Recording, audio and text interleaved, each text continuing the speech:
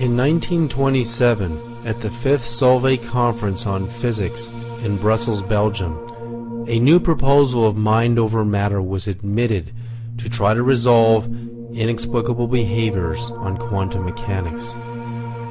With the greatest minds in physics attending, such as Einstein, Pauli, Dirac, Bohr, Heisenberg, Curie, de Broglie, Schrödinger, just to name a few, the subject of consciousness and the atomic world was at hand.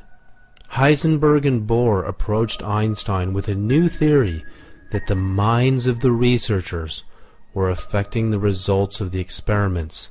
The mathematics of predictability were not repeatable and reliable enough to explain what was happening. Einstein could not accept this at first because it violated all mathematical models. Years later, he admitted it was happening. Einstein said, "Anyone who becomes seriously involved in the pursuit of science becomes convinced that there is a spirit manifest in the laws of the universe, a spirit vastly superior to that of man." A spirit is not a mechanical force like gravity, electromagnetism, or the strong and the weak forces. A spirit is consciousness. So for Einstein to have made this great transformation can only mean that something convinced him that it was really happening, that the universe is alive, and we are part of it. Did great powers hide the truth about what was discovered at the conference because they knew they could not control us if we knew the secret powers of our minds and collective consciousness? All matter originates and exists only by virtue of a force. We must assume behind this force is the existence of a conscious and intelligent mind. This mind is the matrix of all matter. Max Planck, the father of quantum physics. The secret of mind over matter was known 18 years before the first atomic blast at Trinity Site, New Mexico, July 22, 1945. Our current science cannot handle consciousness. Although some people like to say quantum physics can explain consciousness, the fact of the matter is that physics cannot deal with an experiment where a human being is involved in the loop. This goes back to the way quantum physics was originally built back in the 19-teens and 20s and 30s.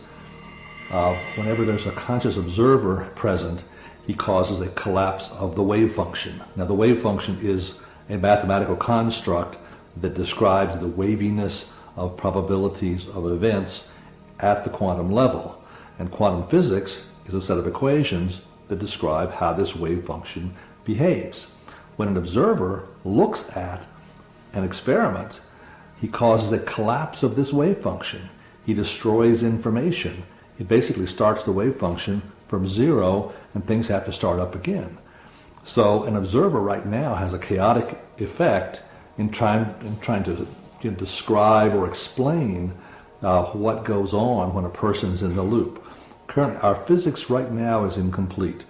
We cannot deal with a consciousness affecting other physical objects in an experiment. We just don't know how to deal with it. So what you find is that most physics experiments keep observers out of the loop. They'll put a scientist outside the box. He gets to look in maybe at the end to see what the results were. But because his consciousness collapses the wave function, they don't let him in. It's like a bull in a china shop. He messes up their predictions, and they don't know how to deal with it. We live in a world today where there's a hierarchy of power. There are very powerful people, and there are people with virtually no power at all. What's very important from a biological understanding is every human being is equally powerful in their creative ability to shape the planet. And then you say, well, if everybody is equally powerful, then how did other people gain so much more power? And here's the joke. They didn't gain any power. The reason they became more powerful is they took away the power from us. and that the evolution that we're experiencing right now is to recover that power, because when the entire population is possessing such power, there's more of a likely better resolution and harmony than a world today where only few people are exercising that power. And I really look forward to that evolution when we recover the power we've always had, which means going back and reprogramming our belief systems to own how powerful we are. Human intention can significantly influence properties of materials and the nature of reality. As early as 1957, Professor Hans Eysenck, then chairman of the psychology department at the University of London, wrote a letter insinuating that there was a gigantic conspiracy involving some 30 major universities all over the world and hundreds of highly respected scientists to silence the truth about what we knew about the powers of human consciousness. After the United States Congress had access to the data from the Stanford Research Institute and from universities all over the country and all over the world, they were terrified of what would happen if we all developed the powers of our minds. It was clear that we could remote view, we could see into the future and into the past, we could find, missing airplanes and anything you can imagine with our minds. And they actually did a smear campaign with the media to discredit what they had discovered, because they didn't want us to know how powerful our minds really are.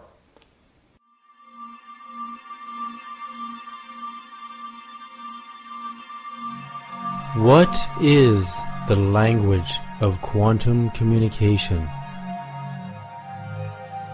How does the universe communicate from subatomic particles, wavelets, superstrings, atoms, planets, to stars, galaxies, and all living beings? Is there a communicative symphony happening all the time that remains invisible to our current technology and awareness? What if we understood its secret? Oh my God, we would know how to talk to the Creator, nature, science, and each other,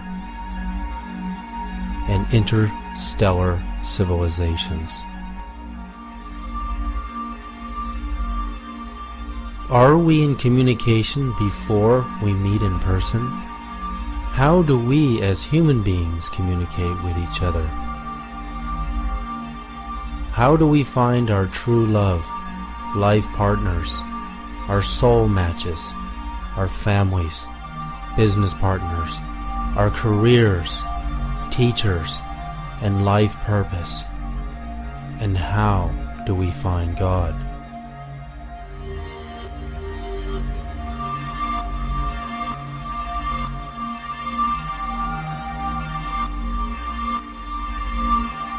Hey, what's going on? I'm leaving you a message. I'm really starting to get worried that you haven't called me back.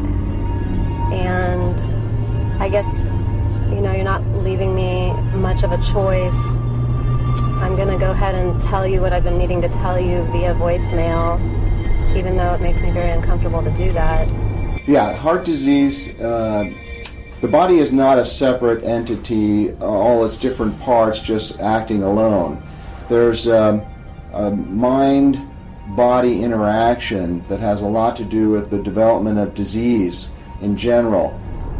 I just wanted to let you know that I can barely live without you. I was paralyzed a couple of days ago, and I don't know. I've never really had the courage to tell you that you're the one for me and I can't live without you. Stress on the brain will cause output of energy into the body that affects all your organs. It seems that some people have the propensity to discharge brain stress into various parts of their body, and certain people channel their distress into usually one place. It's really ironic. Some people get back pain from stress. Some people get chest pains from stress. Some people get ulcers from stress. Some people get upper neck and headaches from stress. This is all channeled energy and distress from the brain going to various parts of the body and manifesting as physical findings and signs from essentially brain stress being channeled elsewhere, because the brain, I think, has only a certain capacity to hold on to nervous energy, then it has to discharge it into the body. So there's definite mind-body connection, energy, then it has to discharge it into the body. So there's definite mind-body connection. A lot of people channel their stress into their heart, and we know that stress and adrenaline that's produced by stress goes into the heart and can affect the heart in an adverse way that can create abnormal heart rhythms, spasm of the arteries of the heart, and clogging up of the arteries of the heart due to adrenaline causing platelets, which are the blood clotting material in the body, to coagulate. Adrenaline does all that, and in addition to spasm of the arteries. You see, the heart is an electrical organ. It produces by far the strongest source of bioelectricity in our body, up to 40 to 60 times stronger than the second most powerful source, which is the brain. This electrical energy travels through every single cell in our body and, in a sense, kind of binds the cells together. It's strong enough that it even can be detected outside the body, out into space, beyond the skin. It's not an aura that we're measuring when we do this, or anything like subtle energy. What it is very measurable electromagnetic energy, much like radio waves. And what we found is that the heart produces an electromagnetic field that surrounds our entire body in 360 degrees. And that it can be detected about 3 to 4 feet with magnetometers outside the body. Researchers at the Manager Clinic in Kansas say they've detected it 10 to 12 feet. So regardless of how far it goes, what's interesting is that we produce this electromagnetic field that can be detected. That can be measured with sensitive mainstream medical equipment. The human nervous system is an electrical energy system where positive and negative ions flow. We can even measure the surface electrical activity of the body at the fingertips using a simple voltage meter in the millivolt setting. Most human beings have far less than 1 volt total, regardless of where we measure along the body. The numbers oscillate due to the numerous electrical pulses in our nervous system. Testing hundreds of individuals, our study has shown that everyone has different voltages at different moments in their lives. Children tend to test around 1/4 of a volt, while adults can range anywhere between 0.5 and 30/100ths of a volt. If we are less than a 1.5 volt battery, how can we broadcast a powerful energy signature? And how can we hear a message that is meant for us? The greatest mind control experiment the government ever did on us is tell us that our minds are not powerful. In the year 2009, I conducted hundreds of voltmeter tests on the human nervous system from age groups from, literally children to teenagers to middle years and to elderly years. I found that all human beings have different millivolt ranges in their nervous system. Our nervous system runs positive and negative ions throughout our body, through our hands and our feet and our chest. Our entire body is being energized by the central nervous system and the autonomic nervous system. People who have medical conditions such as severe depression or nervous system disorders such as MS have millivolt ranges that go between somewhere around 5 and maybe 9 millivolts. Now, to give you a comparison, the average person ranges between 50 or maybe even 30 and 100 millivolts. That's the average person in the average state of consciousness. A millivolt is 1/1000th of a volt. So our body is running between maybe 30 and 100 millivolts optimally. That's when we're really in our optimal range. If there was a way to raise the human body voltage, which is the electricity in our nervous system, to higher levels, that super athletes train to get their nervous systems up to 2 full volts per cell, which is 2,000 millivolts, what will happen to our consciousness? Will it be easier for us to project our thoughts to cooperatively affect our reality? Will it be easier for us to apply a stronger signal to the law of attraction? Think of a radio. You're trying to listen to your favorite song on the radio and you can barely hear it because your radio doesn't have enough power. Well, your body is like a radio transmitter receiver. If you don't have enough energy in your system and you're trying to send thoughts out into the universe to cooperatively affect your reality, to attract your soulmate, to attract a business idea, to become more creative, and you don't have enough power in your nervous system, the chances of you manifesting your reality the way you want it to be are going to be much lower. So you need to increase your energy levels first, which you can do by meditation, and you can also do by using technologies like we're talking about here. Doing a simple experiment. When we get a weak signal on the radio and we place our hands on the antenna, the signal mysteriously improves.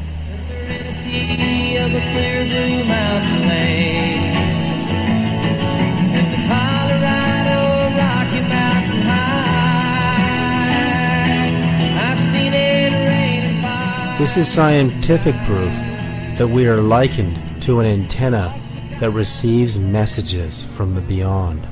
Our future soul match might be trying to broadcast us a message, but if we are not tuned, we will not hear what they are trying to tell us. You either need more power or a more finely tuned radio. Did the ancient stone builders know the secret healing powers of spiritual vibration stone technology? Did they know that stones and crystals could hold memory? At the University of California at Stanford in 1993, scientists were able to store a movie of a hummingbird in 3 dimensions and a separate movie of the Mona Lisa painting inside of a crystal and get it to stay there. If that sounds impossible to you, this is an ordinary sheet of plastic. It's called a DVD. And all it is plastic with a mirror shiny coating on the bottom. A laser bounces through that sheet of plastic, bounces off the mirror coating on the bottom, and sends back the information, a movie, a song, your computer files, whatever you want to store in it, to retrieve it so that you can see pictures, you can hear songs, you can hear voices, and you can see photographs and all of your data files in ordinary plastic. Now I'll give you an example here of what we have. This is stone technology. It's in the same shape as the universe, which is a toroid. It's actually the same shape as the Earth's magnetic field and the same shape as the human eye and the iris. And what we do is we send these stone pendants, which you can wear around your neck and hold in your hands. We send them into a series of 5 quantum energy generators, and we charge them with tachyon energy, which is faster than light energy. And the frequency vibrations of the tree of life and the frequency vibration of the NASA actual sound of the sun. So basically, like little miniature hard drives, we found a way to trap, just like a DVD does, traps a movie or a song. We can trap the healing vibrations of the universe in a stone. Then what we did is we tested people. Hundreds and hundreds of people were tested, wearing the pendant, holding it with the left and the right fingers. And we could clearly find, within seconds, the human body voltage would come to much higher levels. While these amazing stone pendants can raise your vibration, scientifically demonstrated, could this increased energy be applied to broadcasting our thoughts and true intentions, giving us a stronger signal? Super athletes and psychics and healers and telepaths have much higher body voltage than the average person. Dr. William Tiller conducted human voltage studies on human beings who were Qigong masters or healers, demonstrating extrasensory abilities. 50 to 100 millivolts is natural. If you put electrodes on the ear, which is a norm for the body in physiological tests, then you're talking about a few millivolts.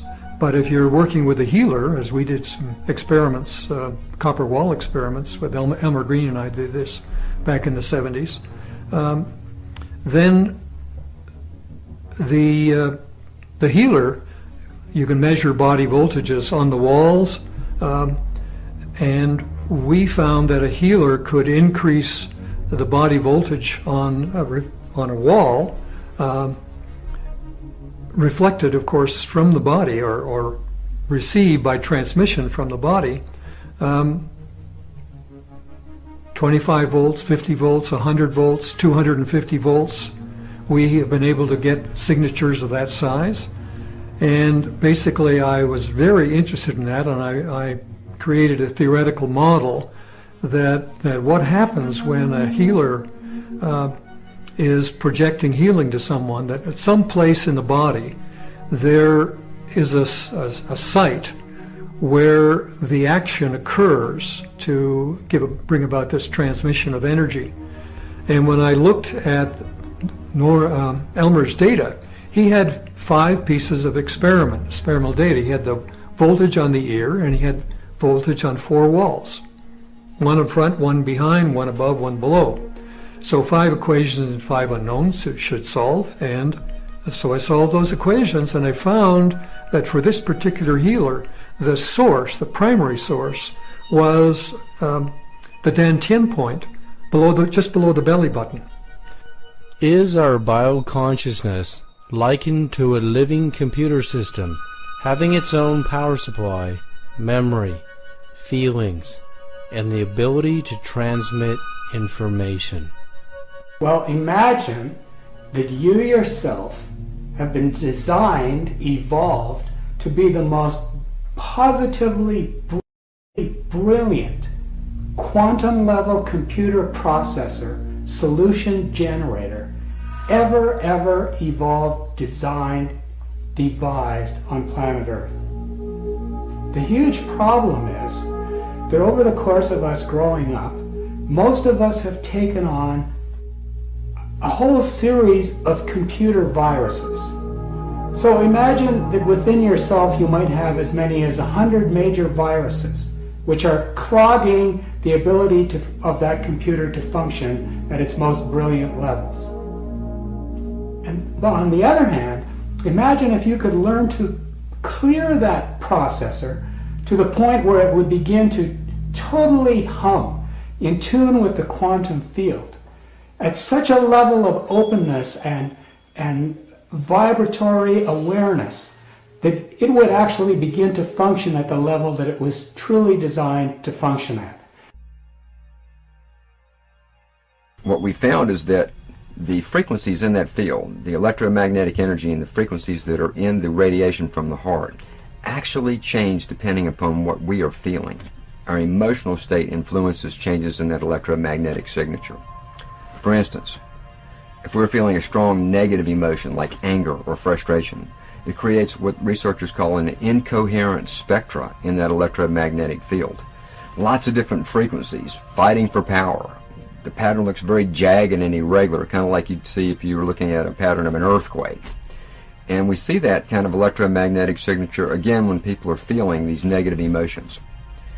The good news is that we see a completely different kind of feel when people are feeling positive emotions. You know, really heart-based emotions, emotions that have long been metaphorically associated with heart. For instance, if we're feeling real genuine appreciation or sincere care or real compassion, what we see in that field is what's called a harmonic spectra. The frequencies are now working together.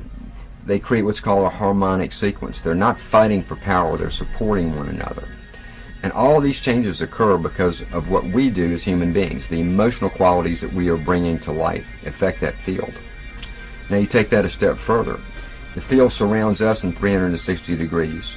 We're broadcasting that energy, first of all, to our own bodies, but we're also sending it out into space. So in a sense, we are communicating our emotions through an electromagnetic field produced by the heart. So there's a lot more research to be done on this because now we've moved beyond biology into physics. Now we're into electromagnetic fields. How do these fields affect one another? How do they affect each other? These are all interesting questions that we have ongoing research to come up with definitive answers for. And I think it's just the beginning. I think that what we're measuring is some of the densest energy produced by the heart, and that there's another subtle energy component of heart that's far more powerful, far more interesting, and that radiates far beyond just a few feet. And all that will be discovered in the next few years. Of all the energy centers of the body, the heart center produces the strongest signal. With heart disease being the world's #1 cause of death, and the heart center being the main broadcast power center of the body, we have to nurture and respect it as if our lives depend on it. If we intend to send out a signal to attract a response, and our central power source is damaged, we will be sending out a weak signal, and the question is, do the magnetic laws of attraction hear a weak signal? While we are living at one location on the earth, and the people we want to meet may be in another, how can we communicate with our future soul matches through the field? Well, the most important thing is doing soul work, meaning putting your soul into the conscious field where your soulmate soul can find yours. And that doesn't have to do with outward things so much as it has to do with accessing your soul. And a lot of us, that can be confusing because we may think our emotions are our soul, but usually our emotions are tied into, past issues and psychological triggers. So that's not what I'm talking about. I'm talking about nurturing your soul in some way on a daily basis, or bringing it out, finding ways that will trigger it so that it expands outside of your aura and into the conscious field where you would have other souls, and that creates a line of communication or a signal so that the other soul, when they're in that field as well, will recognize you, and then ultimately you'll meet physically. But in order to meet your soul mate, we are talking about a spiritual soul bond. We're not talking about bonding on a personality level or a cultural, social, or religious level. It's all about the soul bond. So you need to be doing soul work on a regular basis to bring that intention out there.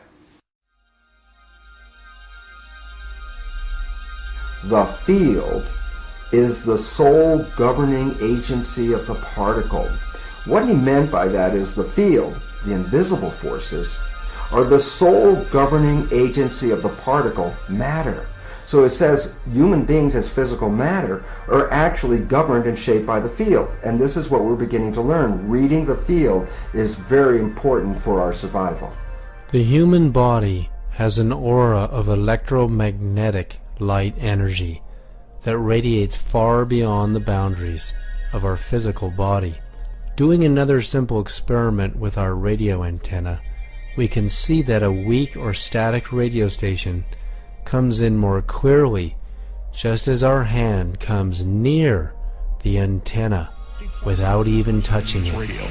Arizona Senate Democrats pleased that President Barack Obama will be in Phoenix next week to speak about the economic stimulus plan.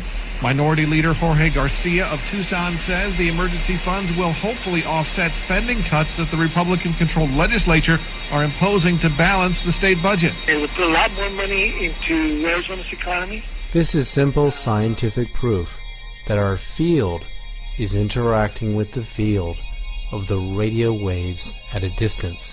Our consciousness transmits information into the field, but how powerful are our thoughts and feelings?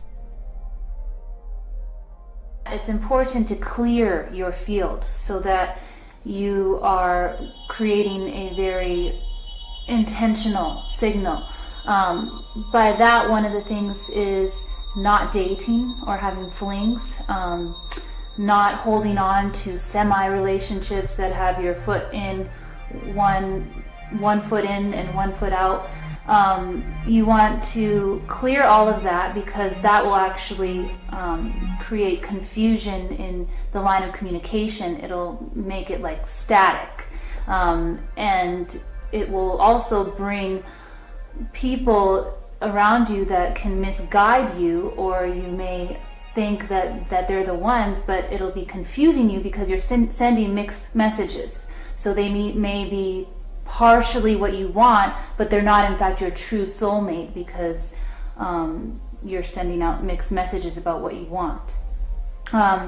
So it's vital to clear your space on that level. If you're looking for an intimate soulmate relationship, totally clear that space and make it open and available to actually find the true soulmate that you're looking for.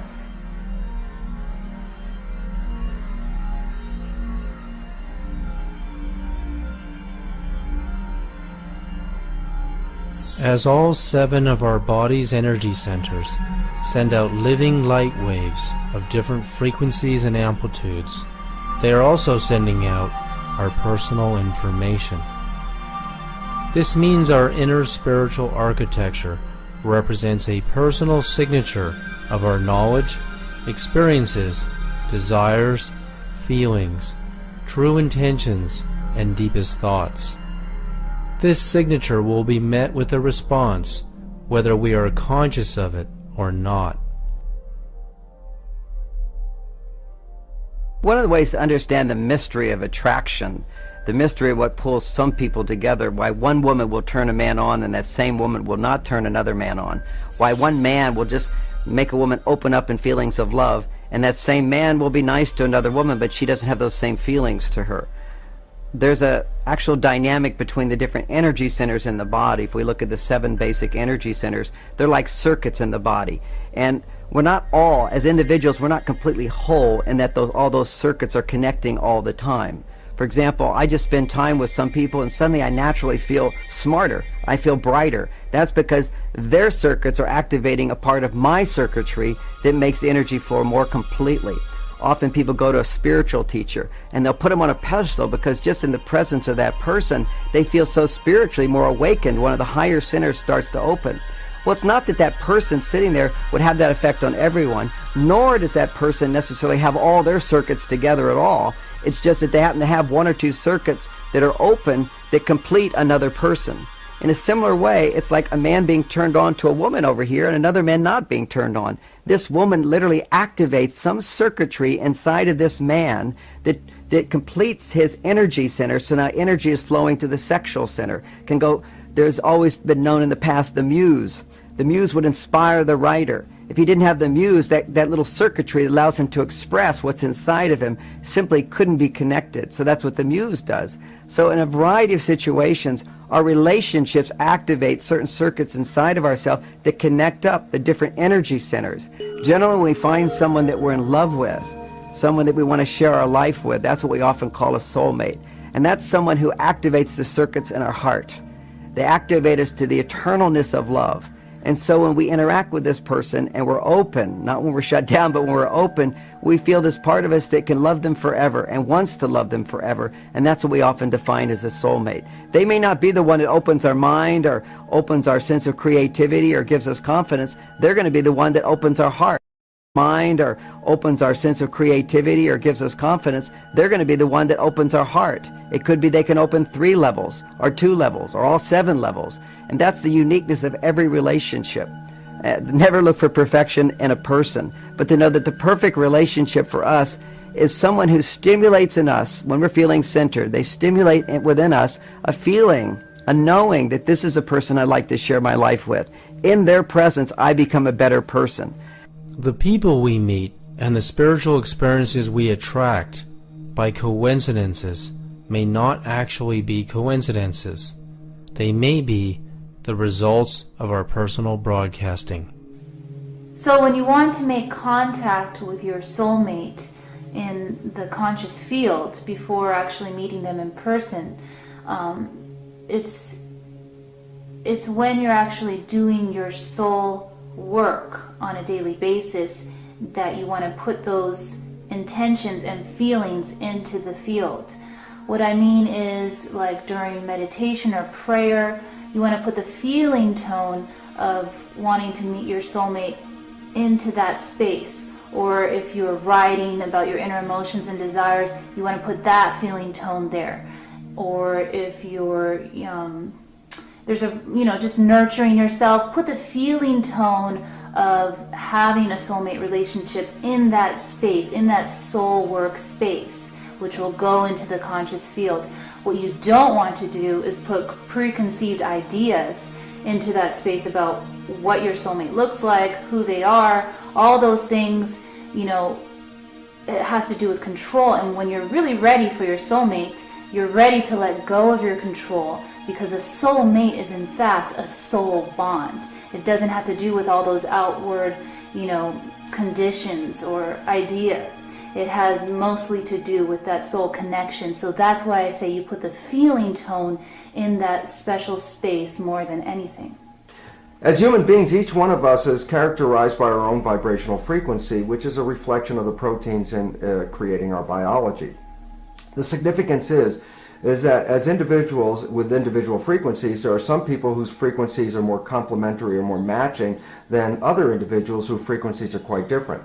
The relevance to this is that matching frequencies or complementary frequencies interact with each other and actually, in the terms of physics, interfere with each other. And as two very closely related frequencies come together, their interference patterns result in an enhancement of the field itself, a powering of that field. So this is called constructive interference, and allows two individuals that are closely related to communicate across this field. The most characteristic and easily understood communication is that usually occurs between a mother and her child. Which are, of course, very much connected to each other. And in fact, the child has cells from the mother in it because of the developmental processes that occur during fetal development. And more importantly, the mother has stem cells from her child in her body as a result of fetal development as well. So that both the mother and the child are actually sharing cells with the same receptor frequencies on them. And as a result, and this is very interesting because mothers will report this, that they will know if something is wrong with their child no matter where their child is on the planet. That this is a very, very common experience, that if a child is hurt, a mother will know this even if she's on the other side of the planet. This is just a demonstration of the fact that the communication between individuals can be picked up through this vibrational field, and specifically through the receptors of identity on the surfaces of our cells. Well, the significance of that is it doesn't have to be your own child. It's people that you actually complement with out in the field can communicate across these distances. And very interestingly enough, when people come together as couples and are together long enough, they can actually begin to use this field as communication mechanism without even using words. So it's very funny sometimes to hear a couple that has been together for a very long time communicate with each other with totally incomplete sentences, with no subjects or verbs, and yet both of them understanding the communication while an outside party has no idea what they're talking about. And that is because we have two levels of communication, the field and via the particle, via the body. So it's interesting that we're now beginning to recognize the fields in effect, and this is very, very critical for both our communal organization as well as our own physiological expression, to recognize the power of the vibrations and how they can influence our own biology. Brain waves are indicative of consciousness, and consciousness can travel as a wave. These waves can be reduced to numerical values of wave particles, amplitudes, frequencies, spin, codes, and information. Professional numerologists study these numbers and codes. They study the numerical values of the position of the stars and the planets at the time and date of our birth location, and our name. Is it possible for advanced numerology to determine our relationships and possible future outcomes? Numbers have harmonic and disharmonic relationships, just like music does. So you can listen to certain music and you know, my gosh, I don't like it, it jars me, there's too much disharmony. And the same goes for numbers. So let's say somebody has a prevalent amount of 3s, 6s, and 9s in his or her blueprint, and they meet somebody with a lot of 4s and 8s. They're not going to get along as readily as with somebody who also has the creative 3, 6, and 9s in their blueprint. So you can see, and in the same way, there are certain numbers that are magnetically attracted to each other. Those are the numbers 4 and 8. So they have almost a fateful relationship to each other. So it gets quite complex as we look at the song and the number song of each person, and you actually create two blueprints, put them together, just like a musical. You take two melodies or harmonies and you put them together, and what does it create? Does it create something jarring or not? And certainly with people, we can see how their numbers will either work well together, be compatible, or be completely harmonious, just because numbers are a resonance. They describe something that is key to who you are. Your soul energy is a unique signal that is broadcast into a field where your soulmate's soul energy is being broadcast as well. So that is where your souls are bonded when you have a soulmate, and that's where you're already having a relationship with your soulmate, whether you're aware of it or not.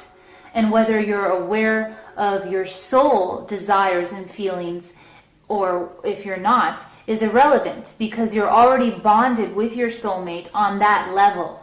And the goal is to become aware of yourself on that level so that you can broadcast your soul into the conscious field where your soulmate can do the same, and that will trigger and speed up the process of finding your soulmate in a physical plane so that you actually are meeting them and are able to have a relationship on a day-to-day basis. Our DNA represents our entire genetic blueprint. It is here that everything about us is represented by letters in the DNA matrix code language. Our destiny appears fixed because of this unshakable blueprint. Dr. Fritz Albert Popp, the discoverer of biophotons in 1976, proved the origin of these human light emissions are emanating from our DNA, the core reactor from where we are broadcasting our personal energy signature. Dr. Bruce Lipton has made a revolutionary discovery that first proved that the DNA nucleus is not the brain of the cell. Rather, the intelligence center of the cell is the membrane. The membrane receives signals from our consciousness and writes the DNA code. For the first time in history, Dr. Bruce Lipton is proving that we can actually reprogram our DNA if we are dissatisfied with our blueprint, and broadcast a new message about ourselves to the universe. The fact is that the cell membrane of the human cell actually is an information processor. And what I ultimately realized in 1985 was that that processor had a very interesting and important definition. The definition of the membrane is it's a liquid crystal semiconductor with gates and channels. When I recognized this biochemical description in 1985, I was very much amused by it because I said I've heard that exact same definition somewhere else, and actually had to go search for where I heard it or found it. And what I saw was I read it in a book called Understanding Your Microprocessor, a simpleton book about how to use a computer. Basically, the definition, liquid crystal semiconductor with gates and channels, is the exact same definition of a computer chip. What this all led to was a very simple and yet very profound understanding. The cell is an information processor because the membrane reads the environment and adjusts the biology. The nucleus of the cell with its genes represents a hard disk, and the genes are programs. Our old belief system is that the nucleus and its programs were read-only memory, so that whatever the genes are, that would be our fate. However, the new insights offered revealed that the nucleus of the cell was not read-only, it was actually read-write. So basically, the cell was a programmable device. You'd put it into an environment, it would read the environment, and then adjust the expression of the genes to match the needs of that environment. So taking genetically identical cells and putting one set into a culture with certain environmental conditions caused the cell to program itself as a muscle cell, and a genetically identical cell put in yet another environment, reading the constituents of that environment would lead muscle cell, and a genetically identical cell put in yet another environment, reading the constituents of that environment would lead to the expression of a bone cell. So basically, the cells are programmable in response to environmental information.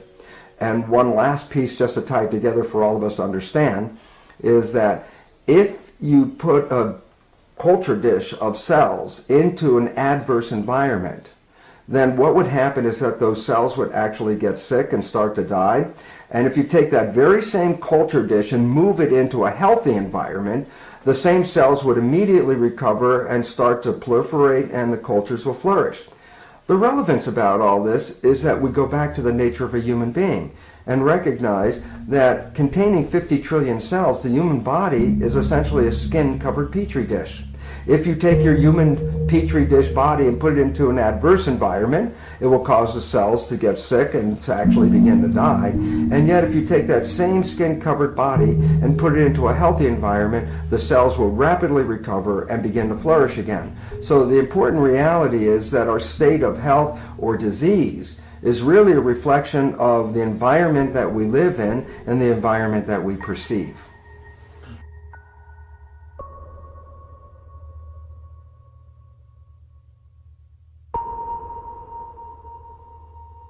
He's like, don't trust me. He goes, I will torment you. And I swear to God, that's what ended up happening. I've been tormented by this relationship.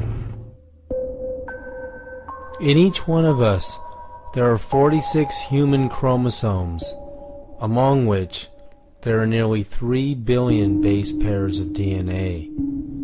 That means there are 3 billion strands inside of us to store our personal information. If we can rewrite our own hard drive by reorganizing our thoughts, feelings, and higher consciousness, we can reprogram our own personal blueprint to attain any goal we desire. As our personal energy signature broadcasts this new message, we will discover new people in our coincidence meetings. We will also gain new knowledge to apply towards our own enlightenment, relationships, careers, and life purpose.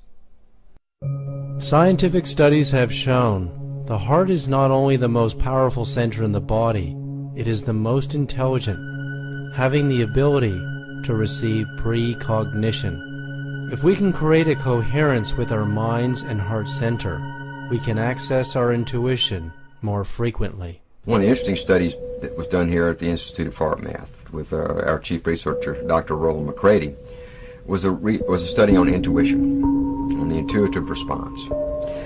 And in that study, they had test subjects that were placed in front of a computer, and they were wired up. They were looking at brain waves, they were looking at galvanic skin response, they were looking at readings from the heart rate variability analysis, and things like that. The test subject would push a button, and there would be a delay before the picture would appear on the screen of the computer. And the computer was randomly selecting the pictures. No one knew, no one could know what the computer was going to select. Some of the pictures were pleasant, and some were horrific. What we found was that in many cases, the body started responding to the upcoming picture, responding in the way it would normally to the upcoming picture, about 6 seconds prior to the picture actually showing up on the screen. 6 seconds prior, the body began to do what it would do if the picture was there.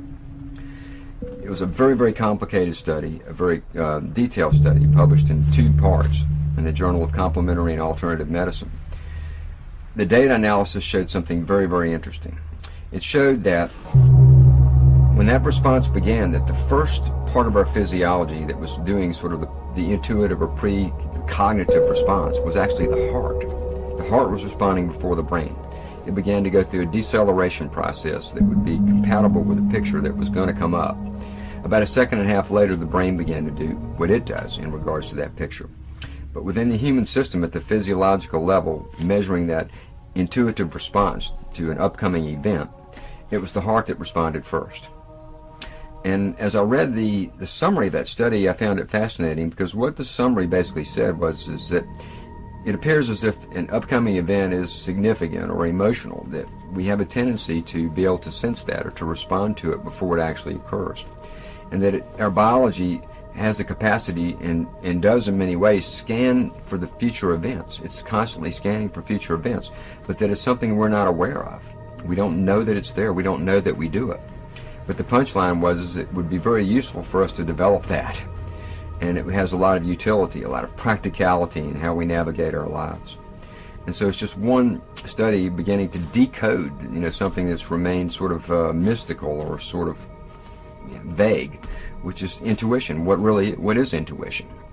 And I think certainly there's a lot more to go in that area, but this is one study that indicates that there is a response, that the body itself is actually scanning for future events, and that the first responder to that entire process is not the brain, but in fact it is the heart.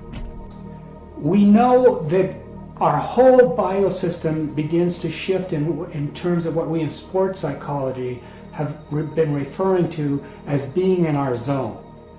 So when a person learns to open into that more quantum attuned way of being aware and being present, it's like instead of focusing in narrow band, problem focused, fear-based ways, where we're looking at some kind of threat and focused entirely on a problem, and all our internal organs begin to contract, and thus our emotional system begins to go into overreaction. When we're feeling and emoting, when we're being within that zone space, our internal organs begin to open up. They begin to relax. Our awareness field, instead of being narrowband focused, starts to broadband focus. And what studies have shown is that in that state, we actually begin to process way more bits of information per moment.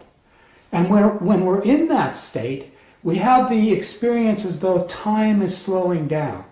Because we know from time and motion studies in movie projection that when we feed more frames of information per moment through a projector, it creates the illusion of time slowing down.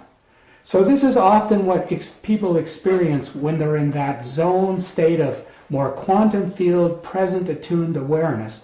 They start to feel like they can make much more effective decisions in a kind of ongoing flow-like way. We've all had tastes of what it's like to be in this zone. Those are those magical times when you have a few hours, a few days sometimes, even sometimes a few weeks, where it seems like you just can't do anything wrong. Everything comes up roses. You're in the right place at the right time, the right information comes to you, you start to feel like you're being guided to make the right decisions. So this is part of what we're talking about in terms of becoming more quantum level attuned. In 1992, Professor Walter Schempp discovered how atoms communicate with each other over any distance through the field.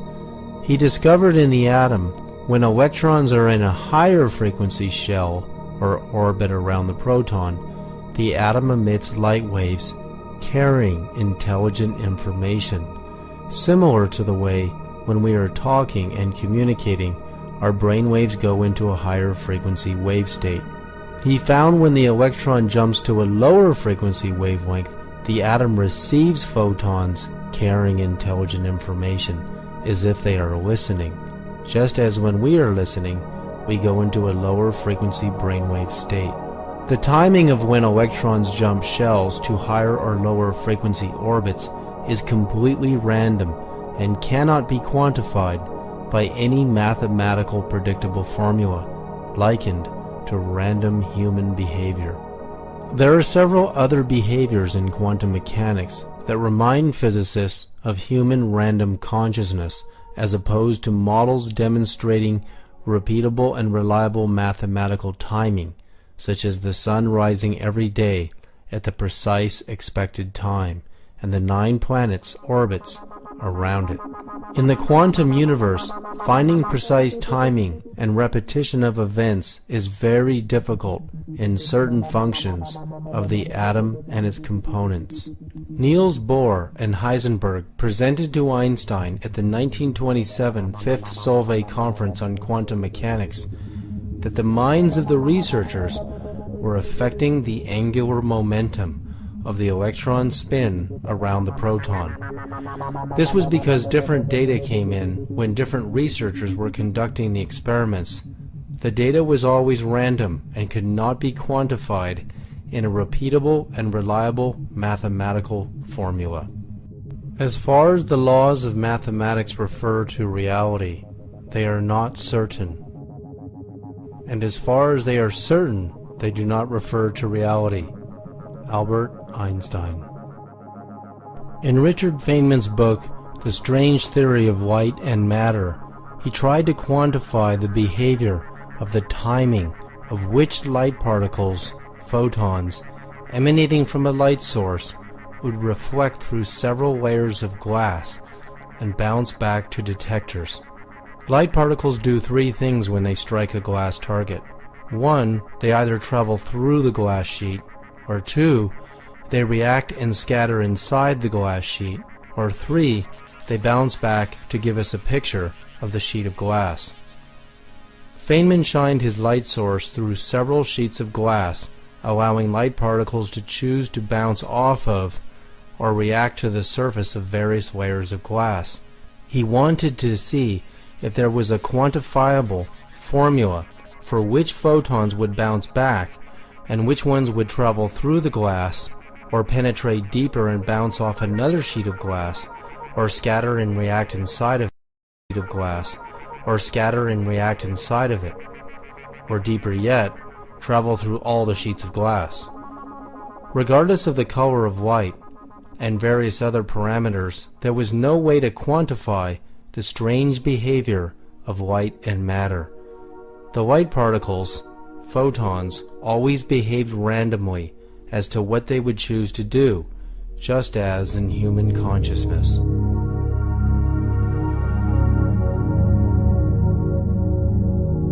Could human intention be so powerful that it could tell particles of light, photons, to penetrate through several layers of glass and even solid barriers? PhD psychologist Stanislav Ojak has demonstrated his power of intention over the film plane of a camera. His intention is so powerful, he found he can cause a photograph to appear while the lens cap on the camera is blocking the lens and the film plane from receiving light. He has done this hundreds of times. He has also been able to take pictures with film and cause invisible spiritual phenomena to appear. His film and photographs were analyzed by Kodak Film Laboratories to be authentic and not caused by double exposures or trick photography. Several abnormalities that began to occur in the photographs. People became transparent or they disappeared, light aberrations, and then entities which appear to be human-like in some form, but not as we would say it was definitely humanoid. And these aberrations went on. So over a period of about 4 years, it's 74 to, it's longer than that. 74 to 1981, accumulated over 5,000 photographs with a 22% anomalous factor in regards to that. As Stanislav Ojak took mystical photographs of the 1972 Seals and Crofts concert, a large luminous face appears overlooking the band on stage with Cher. Then what appeared to be a band of divine beings of light pointing and perhaps even dancing to their music gazed into our world without us ever even knowing it. Could beings of light and even angels have listened to the spiritual music of Seals, Croft, and Cher? Could such beings have even inspired their music to be born? He took pictures with the lens cap on the camera, so that the radiations that eventually were registered on the film went right through the lens cap. And the lens cap will block electromagnetic radiations. So it definitely was different radiations than electromagnetism. And that's why I've called these things subtle energies. They're quite, doesn't mean they're weak. It means they're subtle in the sense that they're very different from the energies associated with the four fundamental forces that we know from orthodox science. Dr. Claude Swanson's synchronized universe model may help explain how we can see into the invisible dimensions of the universe and explain visions and apparitions, and how we can interact with those dimensions, but more importantly, to prove that they are part of our reality. I developed what I call the synchronized universe model as a way of trying to expand current physics to account for a lot of these psychic phenomena, paranormal phenomena, besides the types of things we've been talking about, which involve communication psychically and affecting things at a distance.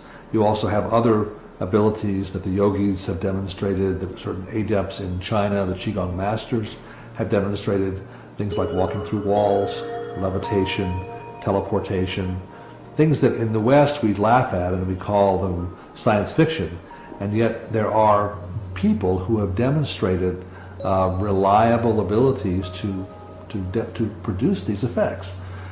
So our science needs to be able to account for how this is possible, and the synchronized universe model says basically that matter is not what we thought it was.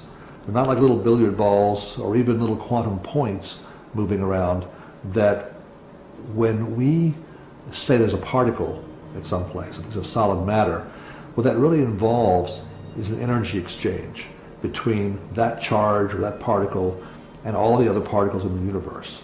That things are moving very rapidly on a very small scale. This is a scale smaller than the size of the electron, down to more like the Planck scale, which is the basic smallest scale that physics tries to describe. At that scale, there's a synchronization that has to happen, that particles only see each other when their velocities are lined up with each other. In other words, at a very small scale, all the particles are moving very rapidly at the speed of light. So in this system, at a very small scale, and this is part of special relativity, part of our current physics, at very high speeds, a particle only can kind of look in the direction that it's traveling. So if it emits a photon, it has to be in the direction that it's traveling at that instant. Off in the distance would be some other particle.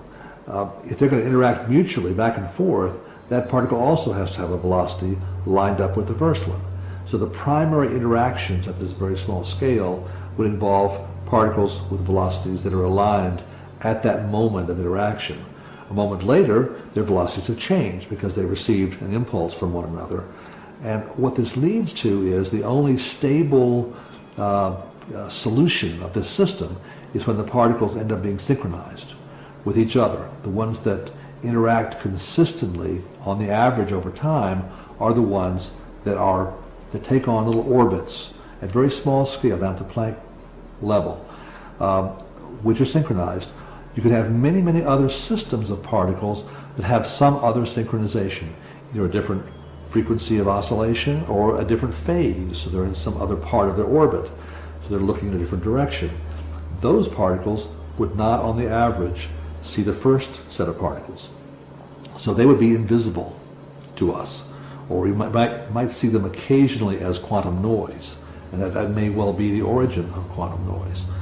So you end up with a system which you can think of like a stack of sheets of paper, and one sheet of paper is like our physical universe.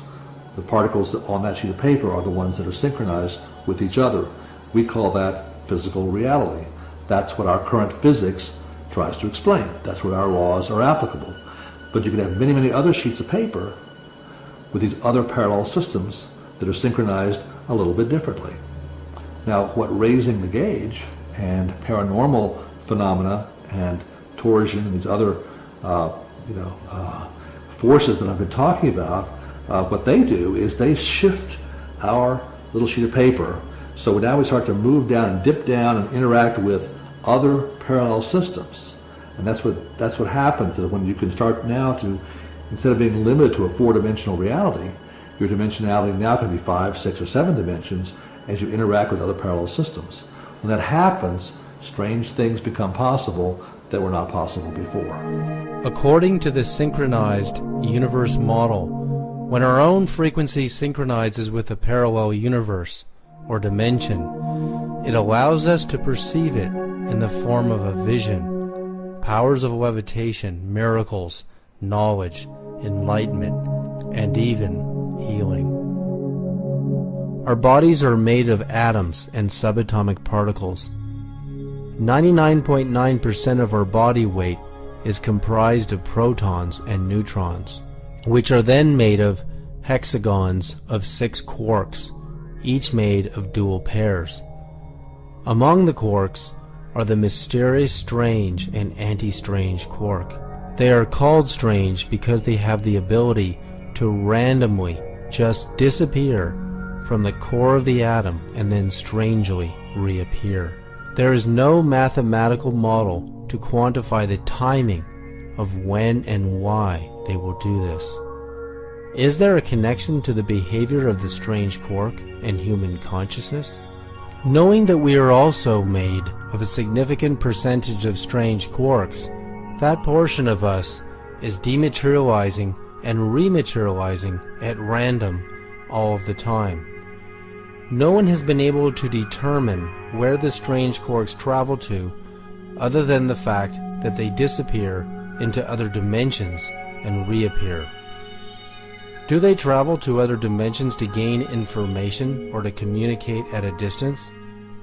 This behavior demonstrates that part of our consciousness does travel into other dimensions.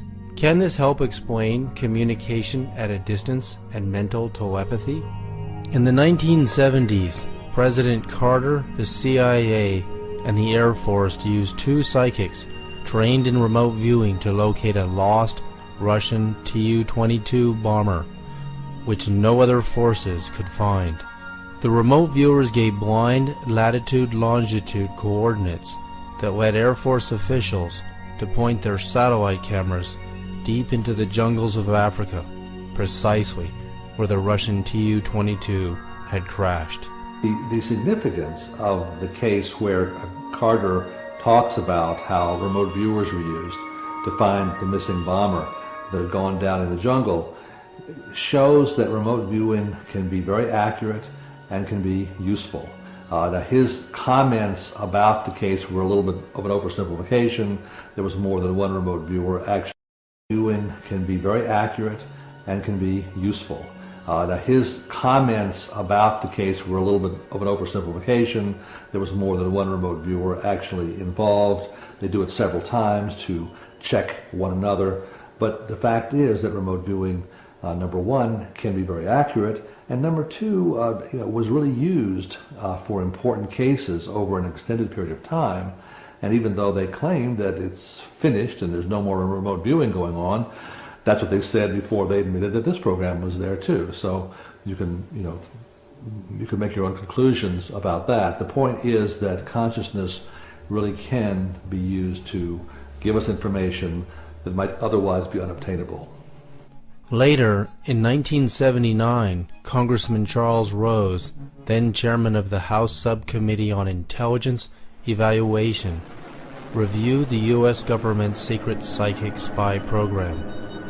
He then warned that if the Russians had this ability and we didn't pursue it further, we would be in serious trouble.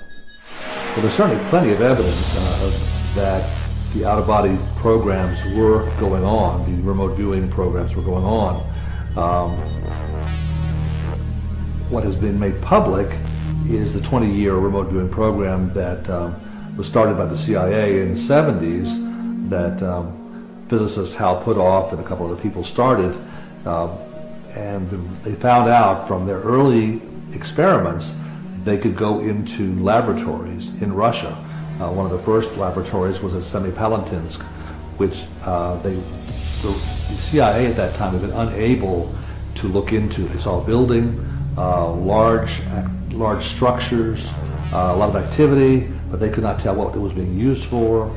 And so one of the first successes that started the program was when a man named Pat Price remote viewed the inside of the facility. He saw overhead cranes. He saw overhead cranes moving along overhead outside of the building that had railroad tracks on each side of the building. He saw these huge steel spheres that were being cut with special types of welding techniques. They were foot-thick steel sections of spheres. We had no way of, at that time, of welding such large structures, but they developed a technique to do so. And by using his remote viewing ability, he figured out that these were going to become large underground spheres to capture the energy from explosions and then use that energy to make a beam weapon. This was part of the Russian beam weapon program. And of course, in the 80s, Ronald Reagan started the Star Wars program in an effort to counteract some of this technology. But the first inkling we had that the Russians were involved in this was Pat Price's remote viewing back in 1974 or 75. While the United States nuclear weapons program, peak in evolution, was a 15 megaton nuclear bomb, the Russians were far superior, testing a 50 megaton hydrogen bomb on October 30th, 1961.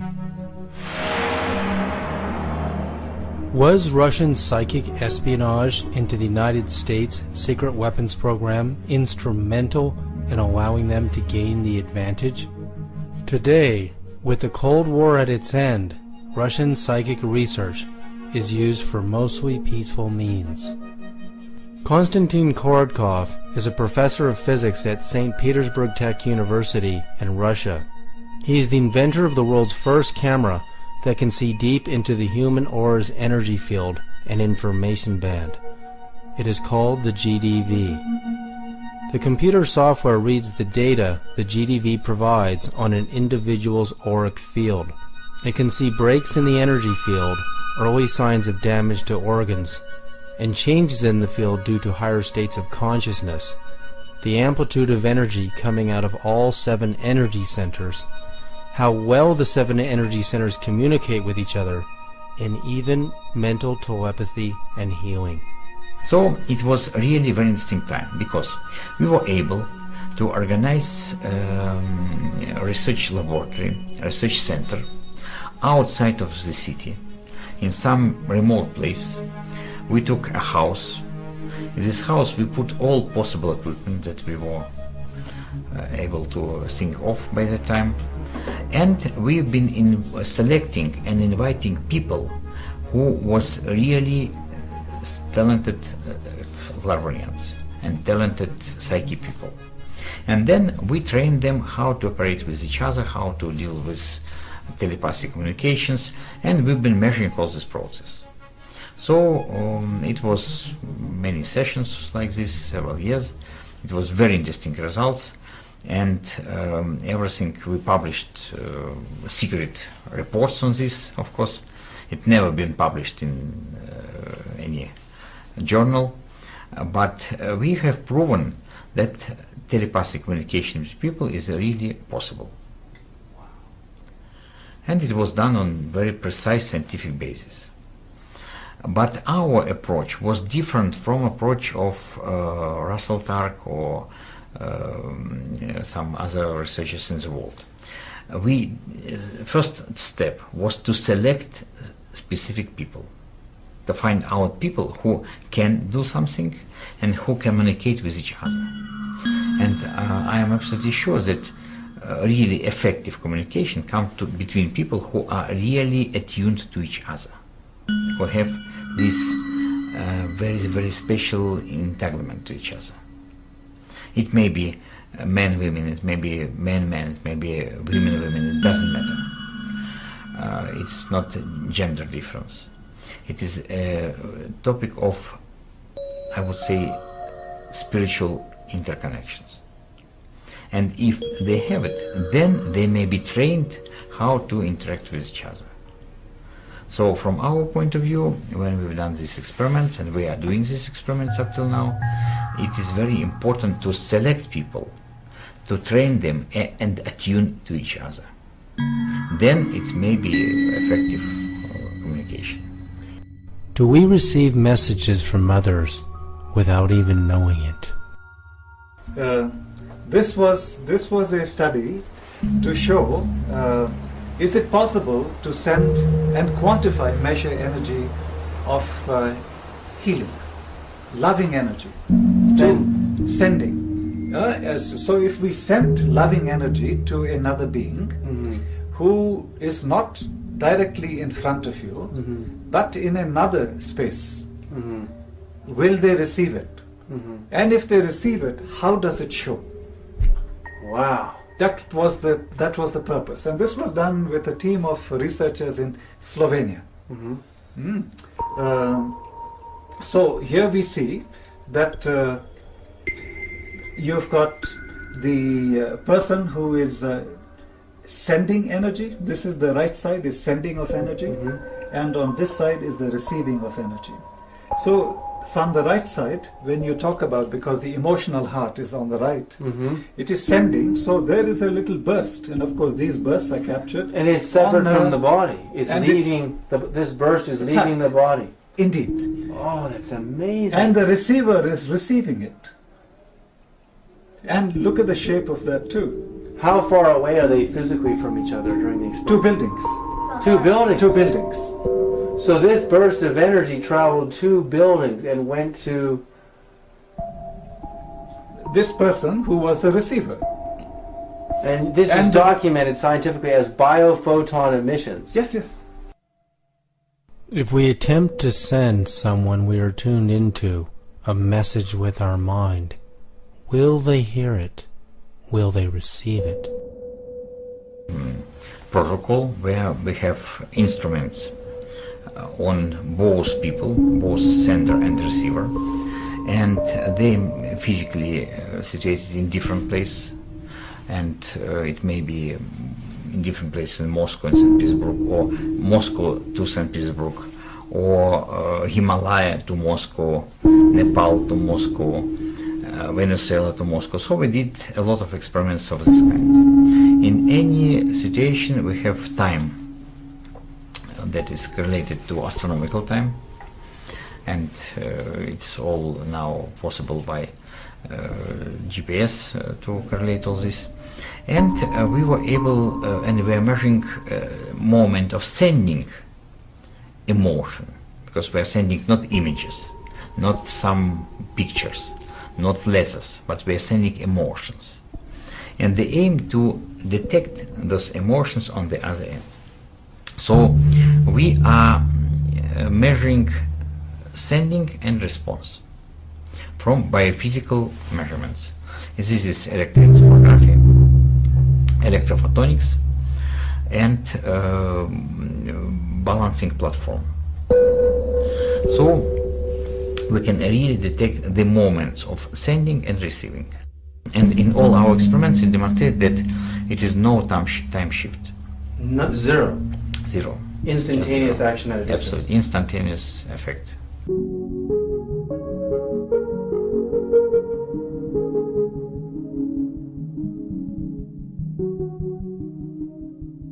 As new science builds a strong case for mental telepathy that is faster than the speed of light, how will this instantaneous communication at a distance change our views and knowledge about how powerful each and every one of us really is? That after all our experiments on telepathy, it became clear that in principle you can contact any person in the world if you can attune yourself to this particular person. And of course it needs some training, it needs some imagination, you should be trained how to do this, but in principle it's not very difficult. And I be trained how to do this, but in principle it's not very difficult.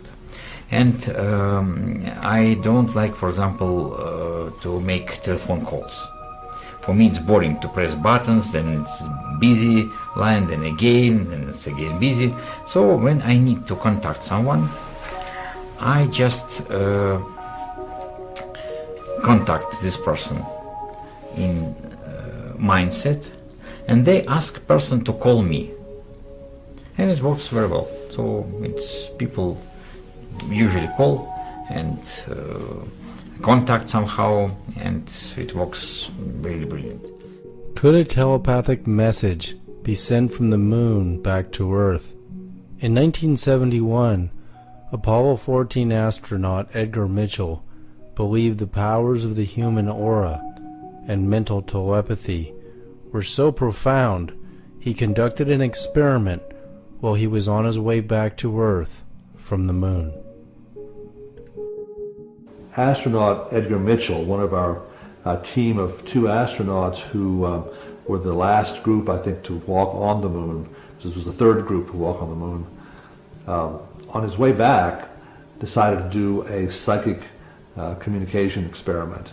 He didn't tell his superiors about it, but he'd arranged with several psychics on the ground back here on Earth to try to send them psychic messages about cards. There's a set of cards called the Zener cards, which have patterns on them, and during several intervals on the way back from the moon, he was 200,000 miles or more from the Earth at some of those times, he would send these signals back to psychics on the Earth. When he got back, he compared what he was sending with what they'd picked up, and the answers that they had received were accurate enough. They were well above chance, and they were showing that ESP was working even over those large distances. So at our present time, it appears as though that we don't know of any limits in terms of distance or time for psychic communication. Subtle energies all go faster than light. Now, I'll ask you to visualize a reaction equation, as if you've got a blackboard in front of you, and I'll write mass with arrows back and forth to energy. That is basically what we've done for the last 400 years in orthodox science. And the connection link is Einstein's E equals mc squared. Well, now we want to expand traditional science to include human consciousness. Our experiments show that works now in this world we live in. But we don't all agree what consciousness is. So let's not ask what consciousness is, let's ask what consciousness does.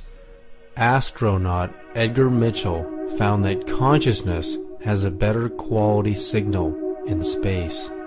Scientific studies seem to confirm that consciousness travels instantaneously over any distance. At least it appears that way over the known Earth to Sun maximum distances measured thus far.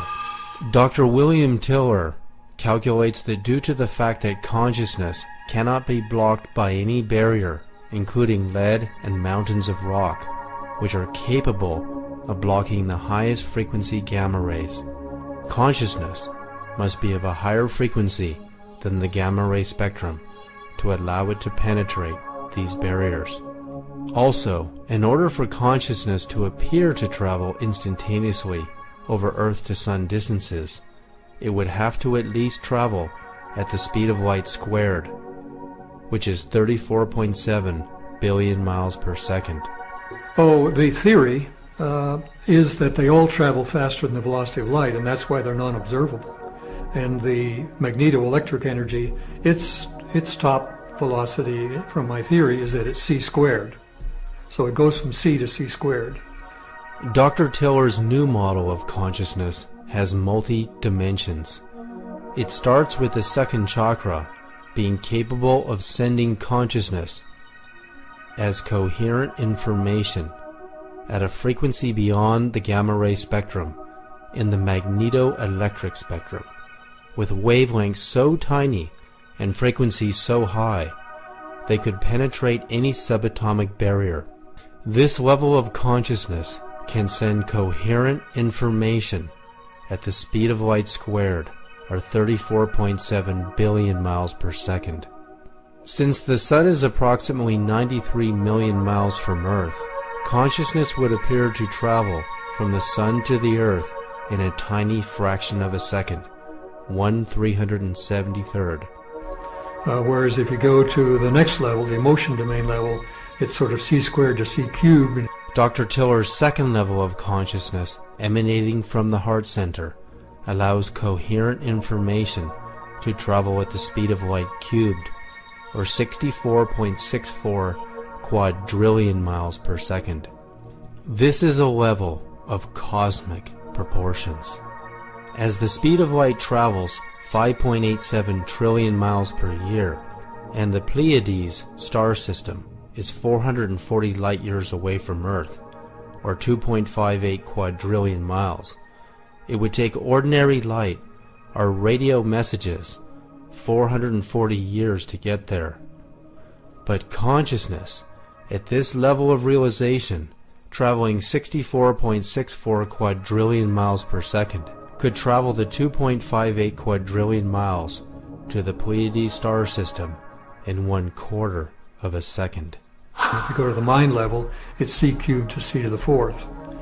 Dr. Tiller's next level of consciousness, emanating from the crown chakra and higher, allows coherent information to travel to the Andromeda galaxy, 2.5 million light years from Earth, in a fraction of a second. At this level of realization, we attain ultra-cosmic consciousness. This means, at these higher levels of realization, we can create a dialogue with other galaxies. The answer to how we can attain coherency, total perfect harmonic consciousness in each of our energy centers, is inside of our biology. Very interesting fact in biology is that no two human beings are the same. And I can say that from a biological expression in regard to a simple observation. If you take cells or organs out of your body and put them into anybody else's body, those cells and organs will be rejected by that individual because their immune system will recognize it as not self. So basically it says each one of us has a self. And what was very interesting in understanding the nature of the cell's nervous system, the relationship of the membrane to the cell, was that on the surface of our cells are groups of antennas or receptors. A group of them specifically studied by medicine are referred to as self-receptors. And to me that's a very profound title for these particular receptors, self-receptors, receivers of self. So why this is relevant is that these receptors that receive an identity are on the outer surface of the cell. The relevance to that is that whatever the self signal is, it is out in the environment and picked up by these receptors. Significance to my perception in this is that our identities are not within our biology. Our identities are part of a field, and that our biology downloads this information from the field. So the significance is that when we talk about our personal identity, we can talk about that identity isolated and localized with our physical body. But we could also talk about the same information or identity that is present in the field. So for example, Cleve Baxter did some wonderful experiments where he took cells from an individual, put them in a culture dish, and separated those cells from that individual by a distance of 40 or more miles. And what he had was an experiment where he put electrical devices to read the electrical activity of the cells in the culture dish. At the same time, he was reading the electrical activity, for example, the EEG activity of the donor of those cells who was 40 miles away. What he recognized is that if the individual had an emotional experience at that moment, the individual cells would also have an identical kind of activity occur instantaneously at the same time, even though they were 40 miles away. The relevance about this is really very supportive of the fact that the identity is not localized within the body. The identity is part of the field and spread all over the surface of the planet. Significance is this, is that then two people have two physical bodies and they can interact, but they also have two environmental identifications, meaning some kind of energy in the field that is unique to them. Since the field is all entangled and integrated with each other all over the world, that means people are never really separated from each other by physical distances in regard to their personal identity, even though their bodies may be separated. So basically, the nature of people communicating with each other is to recognize that individual identities as vibrational frequencies in a field can interact with each other, especially if there's something called harmonic resonance, meaning the two frequencies share wavelengths together so that when they come together, they vibrate together. And this is how people can actually feel other people that are closely related to them, because they can pick up the vibration of the other individual in that there's a complementarity between them and the person they're communicating with. So the significance is we have an opportunity to interact on a non-physical plane through the identity that is in the field. And this is very important because it is not localized to space or time, that people can communicate over vast differences on this planet at exactly the same moment of time.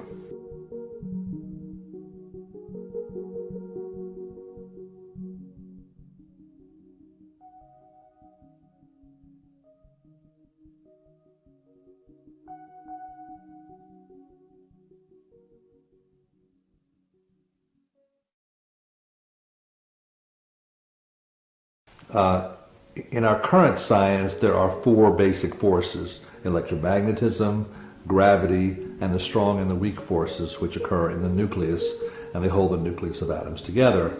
And you know, in our physics research, we've been learning how to unify these forces to some extent, and there's now a standard model that has a way of putting together three of them to some extent. But in current physics, there's an attitude that this pretty much explains everything you need to know in the universe. Unfortunately, that idea is based on the fact that our knowledge of physics comes from high-energy particle experiments. Scientists take elementary particles and bang them together at high speed, and they watch what happens, and they say, well, that's the universe, okay? That's what we have to explain. And our current model does a pretty good job of explaining that. What they've overlooked are a lot of other phenomena that they don't tend to study. And if you take the example I mentioned of ESP or psychic connections, that's one area which says that there are forces and ways of interacting that can't be explained by that four-force model. When scientists measure the capabilities of subtle energy or the psychic force, it outperforms all of the other forces. Today, we store and transmit information through radio and television waves. This kind of information is likened to human consciousness, but it doesn't possess all of its qualities. Consciousness is still unique and more powerful. Radio waves and microwaves are used to broadcast voices and television pictures at the speed of light.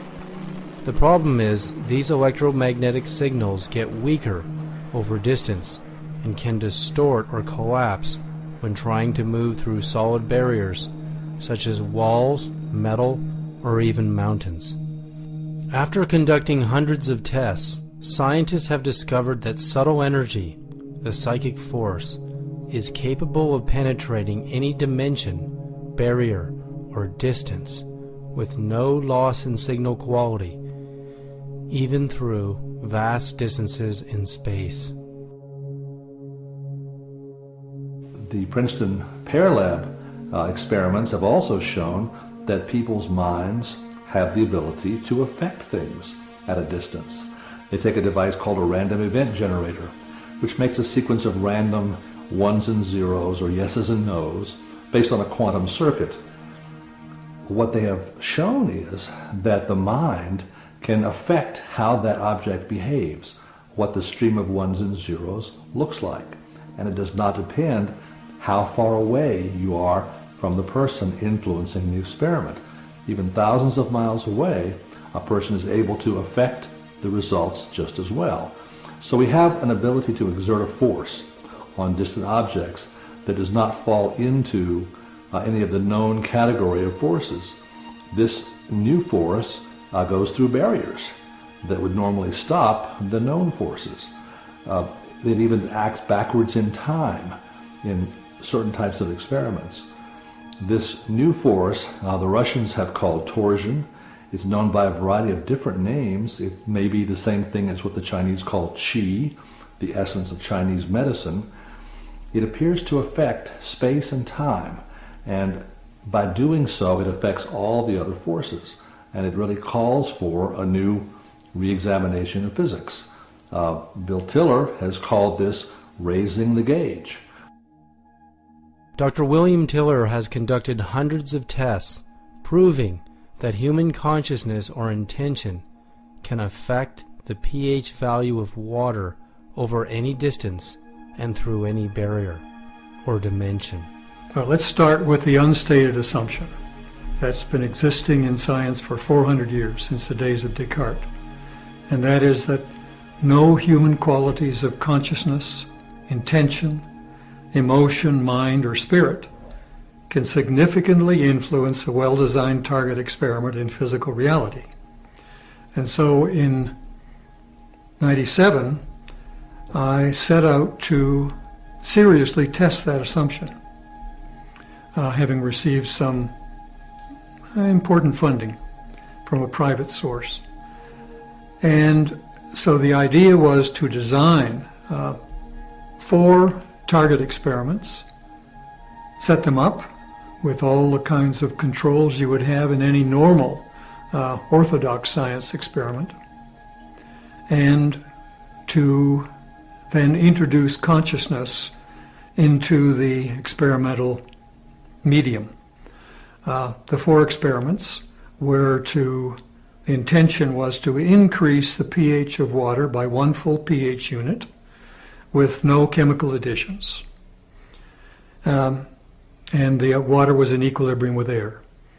The second target experiment was to decrease the pH of the same water by 1 pH unit with no chemical additions, and again in equilibrium with air. And in both cases, the accuracy of the measurement instruments were plus or minus 0.01 pH units. So we were asking for a signature which was the order of 100 times the noise. First, Dr. Tiller did experiments applying direct human intention to water and got positive results. He then was able to capture a human intention as if in a computer hard drive in a bioelectrical intention host device with the instructions to raise or lower a pH value in water. Regardless of distance, repeatedly, the intention was able to affect the pH value in water. Within 3 weeks, the pH had gone up 1 pH unit. And then 3 months later, the Milan folks weighed in, and we said the same thing to them. To be part of the experiment, we wanted them to just measure background. And we used it as a control site for, again, the 3 active sites. And within 1 week, the pH went up 1.7 pH units. And we looked at our data. We found in one of the control sites in Missouri, it was underground, and there the pH had gone up 1.7 pH units. So what we gathered, not only was there information entanglement over as much as 6,000 miles, but that if the measurement site was below ground, the pH went up more than 1 pH unit. If it was 3 stories up in the air, as it was in Bethesda and Baltimore, it only went up 0.8 pH units. But if it was at ground level, it went up 1 pH unit, which was the level where we first made the imprint intention into the devices. Another amazing quality the psychic force exhibits is no distortion between sender and receiver. That means the lines of communication remain private. Well, I'm Gary Schwartz, and I'm currently a professor of psychology, medicine, neurology, psychiatry, and surgery at the University of Arizona, where I direct a laboratory for advances in consciousness and health. And I direct a team of people doing research that essentially integrates body, mind, and spirit. I've been doing a lot of research in the area of energy healing and consciousness that involves energy and also extends beyond us. So where one person's consciousness and energy can affect the physiology, biochemistry, cellular function, and conscious experience of someone else, either locally in a close proximity or even hundreds or thousands of miles away. And that's summarized in my new book, The Energy Healing Experiments. Well, we've done many kinds of experiments to look at both local and non-local or distal effects of intention on healing. One area of research involves what's called biophoton imaging, where we literally, using a super-cooled camera, it's cooled anywhere from minus 70 to minus 100 degrees centigrade. These cameras were originally designed to look out into deep space, to photograph galaxies we cannot see with the naked eye. Well, we began to wonder if we could use these cameras to actually image living systems. So instead of looking out into space, we're looking at biology. And we began working with plants. And one of the many reasons for working with plants, besides they're fundamental to life and they relate to light, and we are very much part of connect with the plant community. But plants are also very easy to work with because they can sit in the dark for long periods of time. They sit still. And so therefore you can get very good images of the light that the plants emit. And what we found is that not only can we measure the light that's coming out of the plants, which you cannot see with the naked eye, but we can measure auras that are actually surrounding the plants. So you can see the light that's going on around the plants. Then we can actually see how the plants interact with light. So for example, if you have two geranium leaves, one next to the other, and you take a long exposure, you can actually see the extension of the light, and it's like lightning grabbing one another and caressing one another. You actually see the light beams connecting the two, which again has never before been seen. Now you can take healers, and healers can, for example, send healing intentions to a leaf, or they can be specifically asked to say, can you enable the leaf to glow more? And then we could actually show that people who are trained as healers can actually, without touching the leaves, with their intention, send an intention for the leaves to spontaneously glow more. And then we can place them in this completely dark chamber where these images are obtained, and lo and behold discover that the leaves are glowing. Now you take that one step further and you could say, well, what about people from a distance? Could people do this 10 miles away? Could they do this 100 miles away, or even 1,000 miles away? And with Lynn McTaggart, who wrote the book The Field and has written a new book called The Intention Experiment, we've been doing long-distance experiments where, for example, a group of 400 people in England will, together as a group for 10 minutes, send an intention to a leaf in Tucson in my laboratory to glow. And we'll have two leaves. We'll call them leaf A and B. Each leaf has been injured. It's been, little holes have been placed in it, 16 of them in a 4x4 grid, because when you injure a leaf, it actually glows more, because when there's injury, there's actually the healing response involves energy. And then what we do is we have two video cameras, cam recorders, picking up the images of each of the leaves and then sending by the internet to England. Now, someone in the audience flips a coin and it comes out randomly heads or tails, and let's say they pick leaf B. At this point, the image from Tucson being sent to London of leaf B is now on the screen. And now 400 people can simultaneously send glowing intentions to the leaf that they see. Meanwhile, my research assistant in Tucson, Mark, he's blind to which leaf has been selected. Okay? After the 10 minutes, Mark is then asked to take the leaves and put them into the biophoton imaging system so we can collect these long exposure images of the leaves. And then they're blindly scored before we break the code to find out what happens. And much to my absolute amazement, sure enough, if leaf B was selected from a distant group and they could actually see the leaf, they're able to affect the glowing of that leaf compared to a match control. German physicist Fritz Albert Popp proved the existence of biophotons, that all living organisms, including humans, had auras that transmitted and received intelligent signals. He also found that plants communicate at a distance with one another by their transmissions and receptions of biophotons. This digital photograph of a giant palm tree shows something extraordinary that appeared invisible to the naked eye. a 2 to 3 foot wide orb of plasma light. It even has a green plasma membrane, kind of like a giant cell. Are plants in communication with invisible beings of light? Could we be in communication kind of like a giant cell? Are plants in communication with invisible beings of light?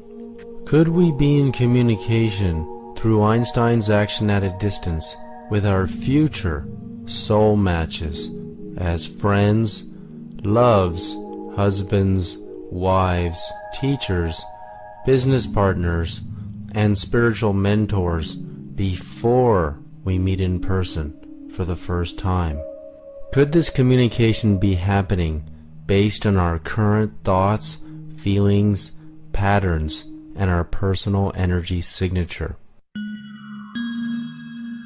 Creating a dialogue with your soulmate before you meet them is very important, because a lot of us may feel that maybe our soulmate isn't really out there, and so, you know, in the back of your mind you hope for it, but it's not active in your day-to-day life. And it's important to put those messages out that, you know, that is what you're looking for. You're not going to settle for anything else. When you clear your space and you're totally open to receive your soulmate, and when you do your soul work on a daily basis and you put the feeling tone of finding your soulmate in that space, all of those things are essential to communicating with your soulmate before you actually meet them.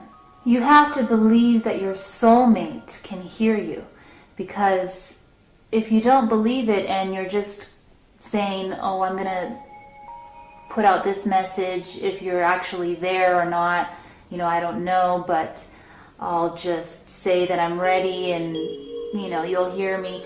It doesn't work that way. You have to truly believe that they can hear you and send a clear message to them in order for the line of communication to meet them instantly, because that is not only a leap of faith, but it also creates a clear signal so that nothing, no doubts, no resistance are interfering with that signal. If you have a doubt and interference through that, you know, not being sure, then it won't be an instant message. It'll be, you know, it'll come to a stop sign at some point.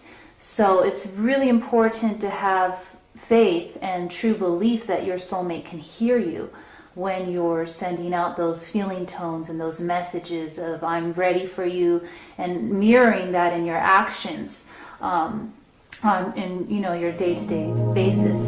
Dr. Bruce Lipton has made a remarkable discovery by observing how biological cells can be in communication with one another at a distance. There's an interesting understanding in biology about how one can separate proteins in a mixture which contains thousands of different proteins. And basically how it works is you take a drop of this mixture of thousands of different proteins, you put it on a surface of a gel, and what you do is run an electric current through this gel surface.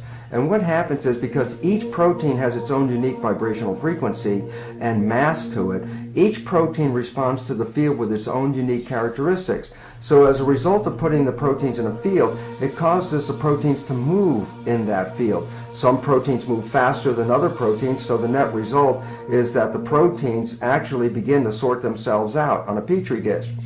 And ultimately, if you continue doing this, you can identify individual clusters of proteins that share common characteristics because they will move at the same rate of speed on this gel. We apply this to an understanding of humans as protein mechanisms. Each one of us has our own unique identifying frequency to it. Each one of us on the surface of the earth is like a protein on the gel. Interestingly enough, the field forces around us, the invisible forces, influence our movement on the surface.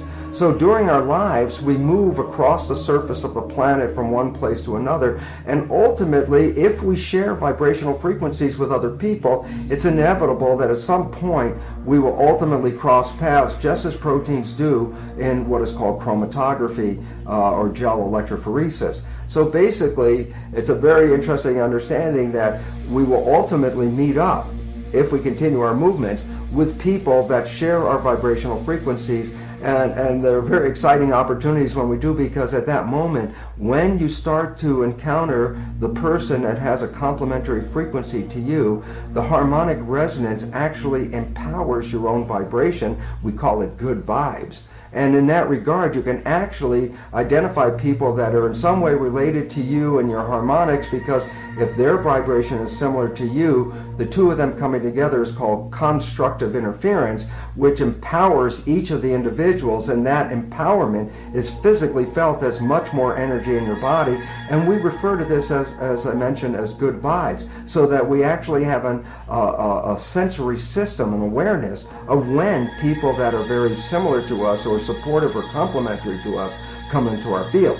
I should also acknowledge that there are other people who actually cancel our energies just as well. That's called destructive interference, so that when some people come together, they actually lose energy and feel weaker, and we refer to that as bad vibes. So the nature of our communications are, there's a vibrational communication that precedes our verbal communication. As we realize we are communicating in the present moment with our future soul matches, business partners, mentors, spiritual teachers, and even God at a distance, we can understand how to co-create our own reality.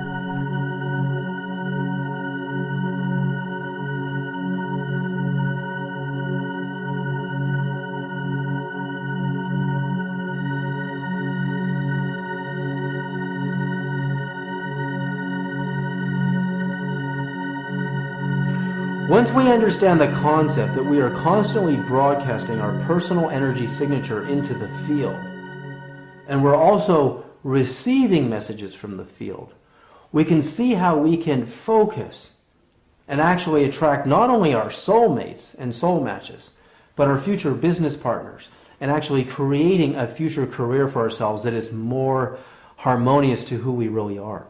We can also see how we can use the field to attract our spiritual teachers. We want to find teachers that resonate with where we want to go in our spirituality, regardless of our religion.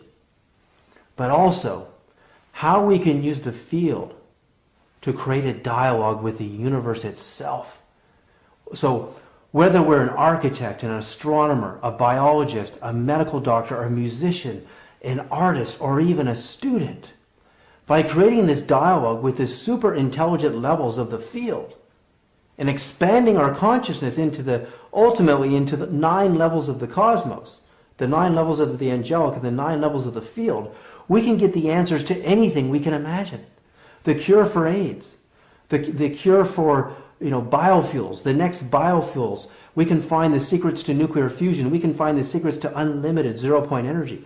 We can find the secrets to the next song, the next generation of music. All of that information is available to us in this field if we can tap into it. We can even begin to formulate a dialogue to awaken our own inner genius and true potential. One of the ways that we can access entering a more quantum, broader field range of awareness, a more expansive state of awareness, is to begin to encourage ourselves to see things not so much in terms of concepts and ideas, but more in terms of pure energy itself. So that you begin to perceive what is normally, you would label it and you'd say, wow, that's a rose, or that's a car, or that's a tree. You would just begin to teach yourself, guide yourself into feeling the pure energy of that experience, as though you were in a state of innocent wonder. So what this does is that it frees your whole cortical field. It's like just because you detach yourself from looking at the world in terms of ideas doesn't mean you lose those ideas. What it does is it helps you to free your informational field up, so that now when you encourage yourself to go into really deep states of peaceful, quiet, core being relaxation quiet, when you learn to penetrate to the very core essence of the quantum field itself, what you start to feel is an incredible harmonic peacefulness. So we have a meditation which encourages you to enter into that state of pure, unattached to ideas, pure energy awareness, complete, peaceful, brilliant stillness.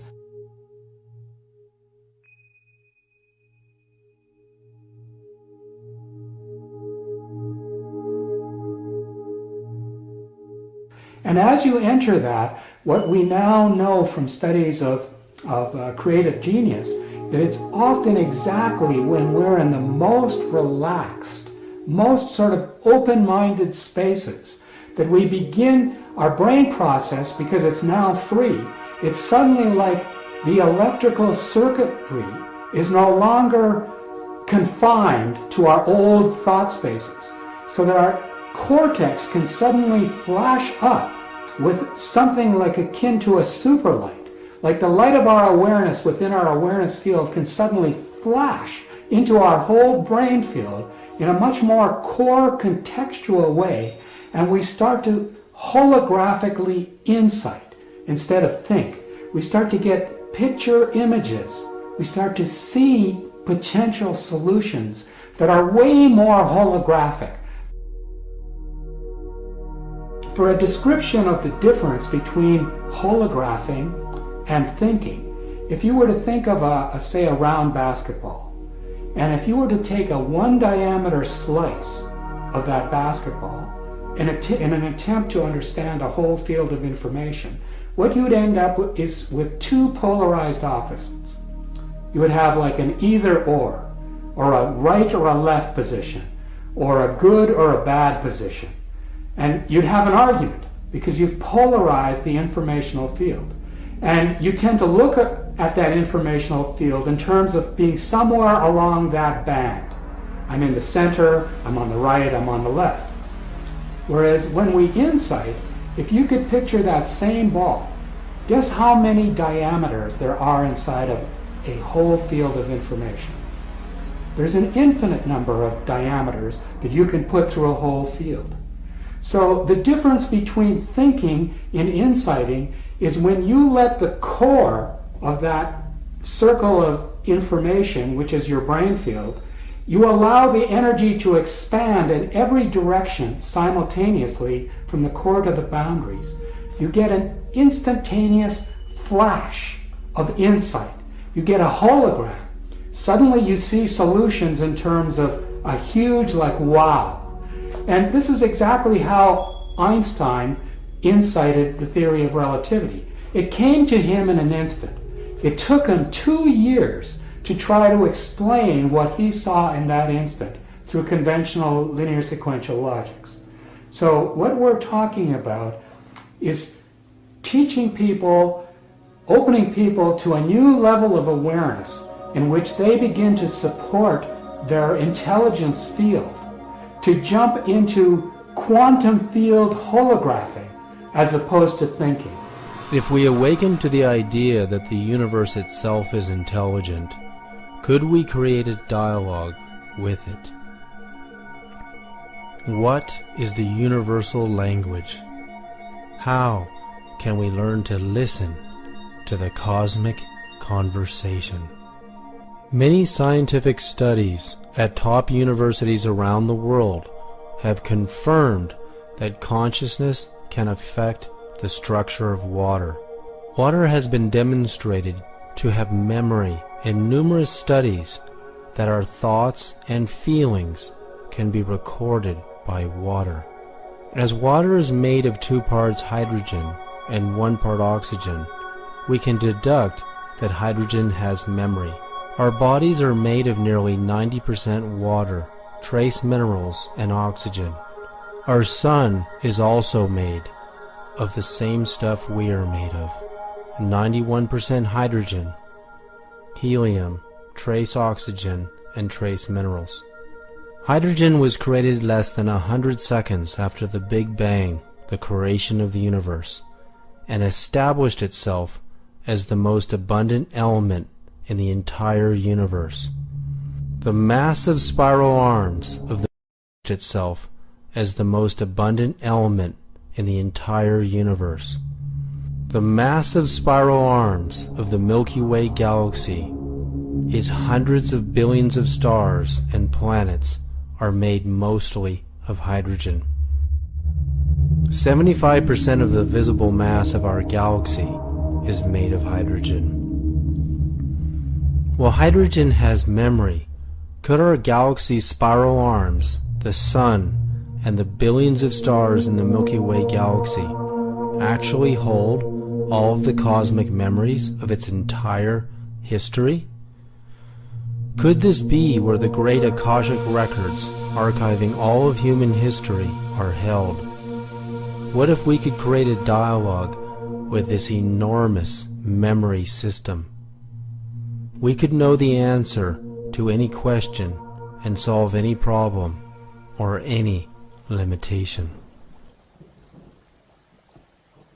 The language that the spiritual people, and spiritual people meaning that the medicine people, the different religious groups within the Zuni tribe, when they go into a religious communication system, they talk about the origins of who they are talking to. In a lot of cases, especially in the medicine world, is that they're talking about the star people and all the other related priests. They call them priesthood. In one, for example, in one section of the prayer system, there's a specific line or a phrase or a group of within a prayer that talks strictly about the night beings and in the upper world priesthood. They call it. That's the only one that is referenced as a male and female entity, and the sky people, the night people priesthood, and the finish line in that is that they only appear instantaneously. That's one line in the prayer system. There are so many different parts to the prayer system depending on the specialty of that particular medicine group. Is there a language of the universe, a language if uttered with perfection, the secret forces of the universe could be activated? When we examine some of the most ancient languages in the history of the world, such as ancient Hebrew, the Vedas, Aramaic, and the Native American Indian dialects, we find that these prayers were designed to invoke spiritual, healing, and powerful forces of the conscious universe. What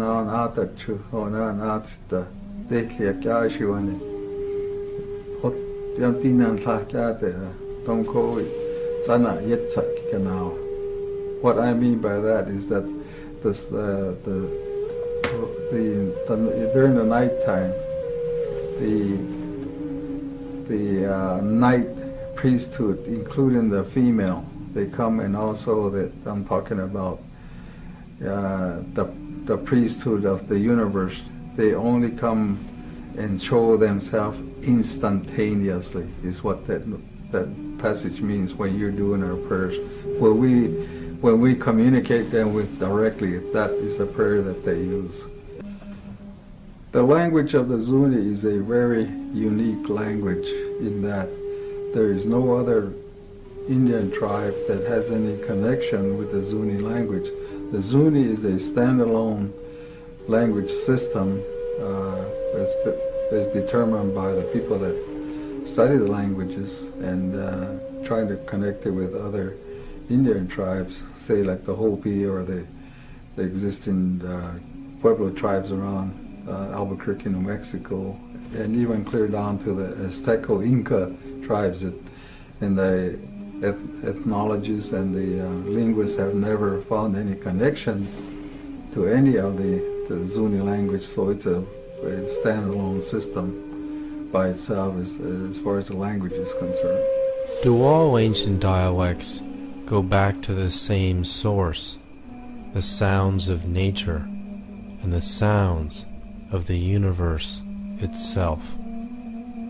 Well, Pleiades, what took me some time to understand is that in the prayer system, they talk about all the different directions. Not only is it the internal part of the earth, the different directions, the 6 directions of the earth, boundaries, the up and down, the east and west, and north and south, and so on.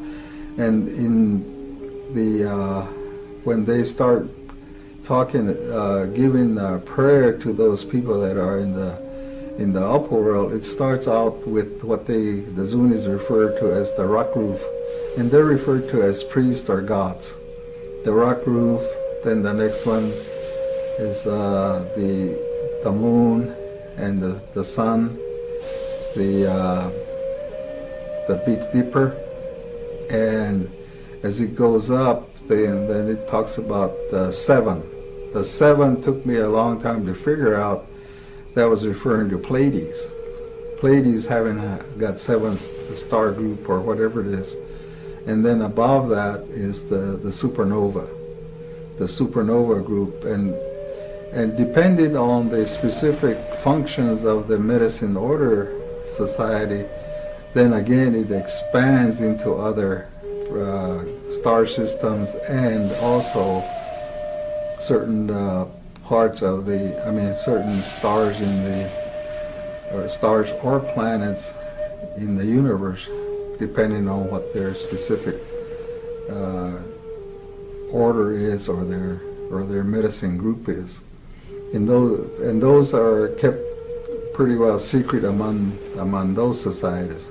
In Zuni, even though the medicine orders are the same, the specific groups have their own references, and sometimes we don't know what the other society references are. But in the case of Pleiades, it's very specific. That's incredible. So you're saying the elders could talk to gods or goddesses from different star systems? Yes. The ancient Hebrew name of God is the name that cannot be uttered or heard by the human ear because it has no vowels to move air through it. The name literally cannot be uttered or heard by the human ear unless vowels are introduced to it. The phonetics of the letters YH, WH produce a sound so low in frequency it cannot be heard. Could the sound of the sun be part of the universal language system? Okay, in my modeling, which I developed from a deep meditative state in the early 1970s, the model that eventually appeared to me, which I wrote down in my first psychoenergetic book, which I didn't publish for about 30 years, that was in 1997, and that was Science and Human Transformation, Subtle Energies, Intentionality, and Consciousness. So in that, I draw a Minkowski diagram with the standard cone kind of thing, but there are several cones where the events occur inside the normal light cone of Minkowski is with the coordinates of distance and time. The limitation of the walls on the cone is velocity of light, c. The next one, the limits, which is the magnetic information wave domain, is c squared. The next one, which is the emotion domain, is c cubed. And the next one, at the mind domain, c to the fourth. And beyond that, spirit. So, again, until you can make measurements, we will not be able to check these kinds of things. But they're internally self-consistent with a variety of stuff. And they give us a lot of hope and optimism that if we will ever get out of this box that Orthodox science is stuck in, then they will have a marvelous, marvelous adventure in learning more about nature. Is the power of meditation so profound that we can expand our consciousness into the cosmos and perceive the actual sound of the sun and the universe? One of the fascinating things about psychic phenomena is that they seem to travel much faster than light. And a piece of evidence to back that up, and there are actually now several experiments, but the first one that I learned about was by a Russian scientist named Podshibian, probably back in the 60s, I believe. He was working with acupuncture and measuring the voltages on the acupoints on the body. Acupuncture, as you know, are certain points on the body that the Chinese medicine stipulates have certain electrical properties. As Podshibian was measuring the voltages, he saw a curious spike in them and wondered what the cause of the spike was. Later he learned there had been a solar flare at the moment that he saw this voltage spike. What was strange is that the spike occurred 8.3 minutes before we would be able to see that solar flare, because light travels, at a limited speed. It takes 8.3 minutes for light to get from the sun to the earth. But his spikes showed up instantaneously. So this is the first evidence. That there's something that travels much faster than light that affects the body and affects the acupuncture system, and we can measure it physically. Since then, the Russians have done a lot of work on what they call torsion, which is their version of the same psychic force. And they do find there's an element of that does travel much faster than light, so that now even telescopes have been devised which can measure this energy, and they show that signal does travel faster than light. So this is, again, another revolutionary aspect of physics that most Western scientists are just ignoring, but it's really important. Our bodies are made of about 90+% water, which is hydrogen, oxygen, and we're also made of minerals and carbon. The sun is made of over 90% hydrogen, trace oxygen, and trace minerals and helium. It's made of almost the same stuff we are. So inversely, if the sun can send us telepathic messages faster than the speed of light, we can send the sun telepathic messages faster than the speed of light. And what that means is, every 11 years, according to NASA, we come into solar maximums where solar flares are a potential threat to our planet. If we can learn to pray and talk to the sun as a living being, not as a god, not as the god of creation, but if we can talk to the sun as a living being, can we collectively, with billions of minds together, ask the sun to calm itself, to harmonize itself with us, and not to harm us? Can we do that? Are our collective minds that powerful? If we consider Dr. Tiller's model once again, realizing that consciousness is operating in a domain beyond the gamma ray spectrum, consciousness has the power to create a universe.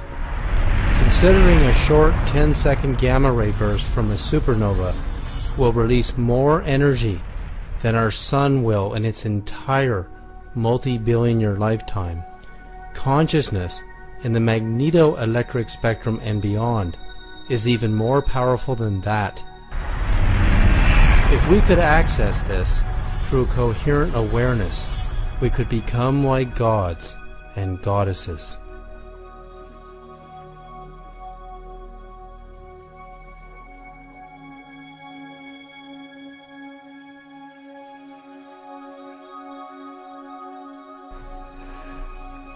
To me, we are all spirits having a physical experience as we ride the river of life together.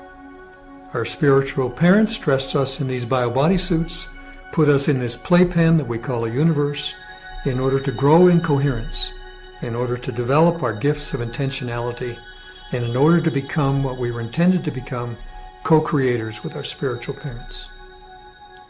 And co-creator means to eventually evolving to the place where you could interact with planets and you could co-create planets or stars.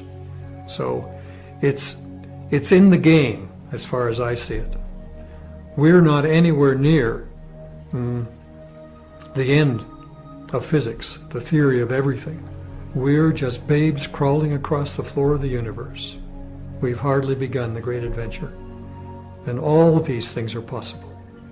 We manipulate this universe. That's why it's here for us. It's our classroom. No other way to become co-creators on this magnificent scale. But that's in our future from this planet's level of activity. We have to move and become coherent at the deeper levels of nature. Using Einstein's equation of converting frequencies into mass energy, the higher the frequency, the higher the energy. Any frequency into the gamma ray spectrum, the magnetoelectric spectrum and beyond, coupled with matter, has the power to create anything we can imagine, including the solar system, the galaxy, and the universe. The coherence at this level of nature is very good. I mean, we can make lasers. We can convert the potential of a light bulb from 50 watts to create temperatures 10 times the surface of the sun if you could make all those photons, electromagnetic photons, coherent.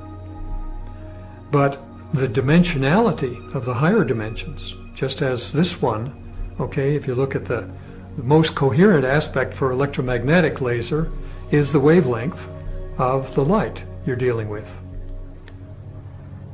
So but now if you go to the next level of the vacuum, magnetic information wave level, you've changed the size scale by 10 orders of magnitude. And then to the next level, another 10 orders of magnitude. And the next level, another 10 orders of magnitude. And so to be coherent at those inner levels, really coherent, the energy densities are beyond your imagining. So it isn't just that it goes c squared, c cubed, c to the fourth. The size scale goes down and down and down. The wavelength goes up and up and up. And the power, ultimately, is huge. So in principle, all of the things I've talked about appear to be possible. It is information at this level of reality that tells matter what to do. Consciousness at the magnetoelectric spectrum and beyond can also power a spacecraft at the speed of light squared and beyond. Does this give us a new understanding and a new vision of God? When you make the two into one, you will become children of Adam. And when you say, mountain, move from here, it will move. Jesus, the Gospel of Thomas. By tapping into just a small amount of this consciousness, certainly we could change the weather, and we could talk to the sun to ask it to do anything. Imagine for a moment if a hurricane was coming in the future. But now, as people, instead of what we're doing with the weather forecasts, which we're amplifying the fear and we're looking at all the blowing of the winds and all the torment and so on, imagine instead we had millions or billions of people simultaneously engaged in an organized, synchronized, guided imagery over the media of sending loving intentions and calming intentions to a storm, or even was redirecting it to a safer environment. Would we find that the storm was diminished? Would we find that the storm might be moved? Well, we'll never discover it unless we look for it. If we don't ask the questions and we don't try it, we'll never know whether it matters or not. The key to talking to nature is to know its harmonic language. When we examine this photo of ordinary water, flash frozen while it was exposed to the sound of the sun, we can see it transforms from its ordinary state of disorder into the most perfect sacred geometry. Is there a purpose to the sun's sound waves broadcasting throughout the solar system? Is it a sort of language? Does the sound of the sun bring order to the 9 planets? Pythagoras discovered that all of the planets were producing a sort of cosmic music he called the music of the spheres. When NASA recorded the sounds of Saturn, researchers were in awe.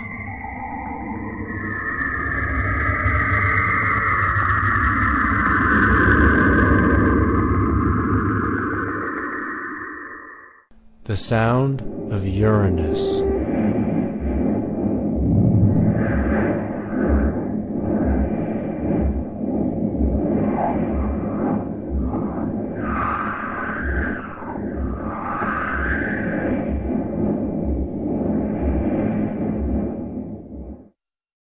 The sound of Jupiter.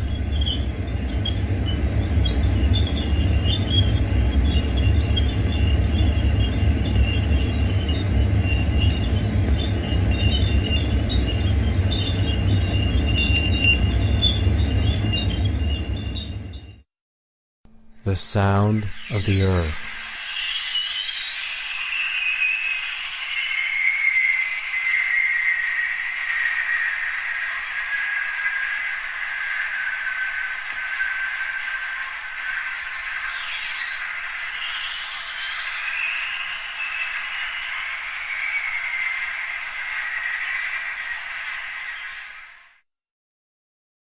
When we hear the sound of the Earth, we can see it sounds deeply similar to the sounds of birds singing.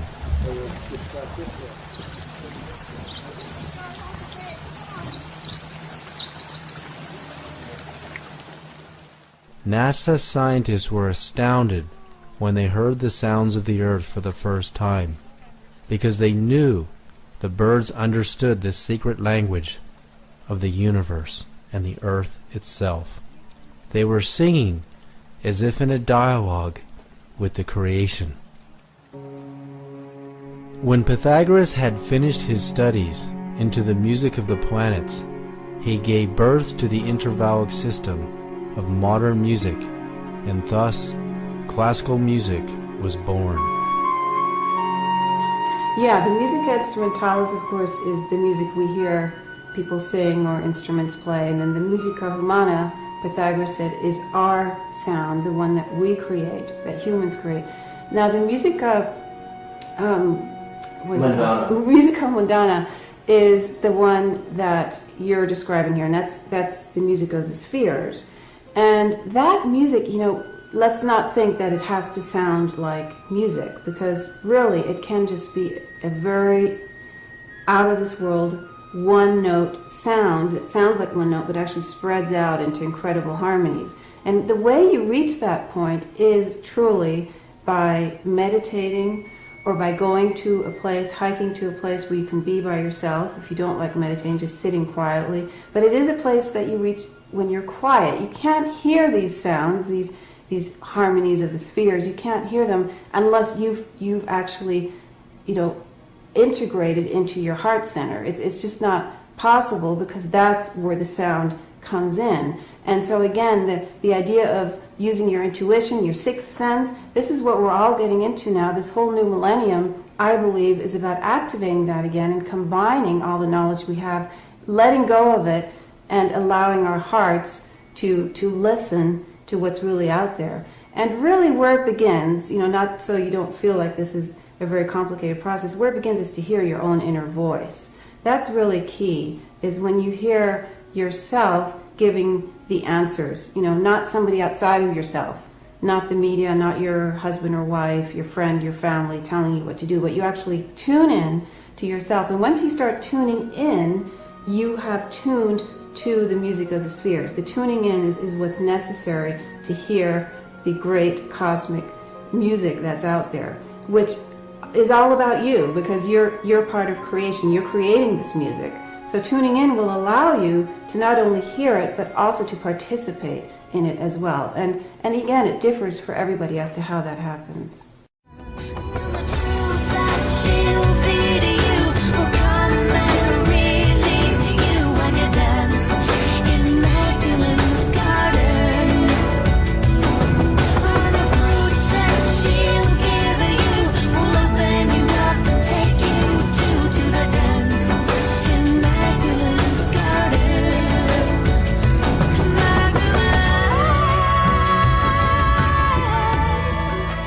Music is, for me, it's a frequency, it's an energy.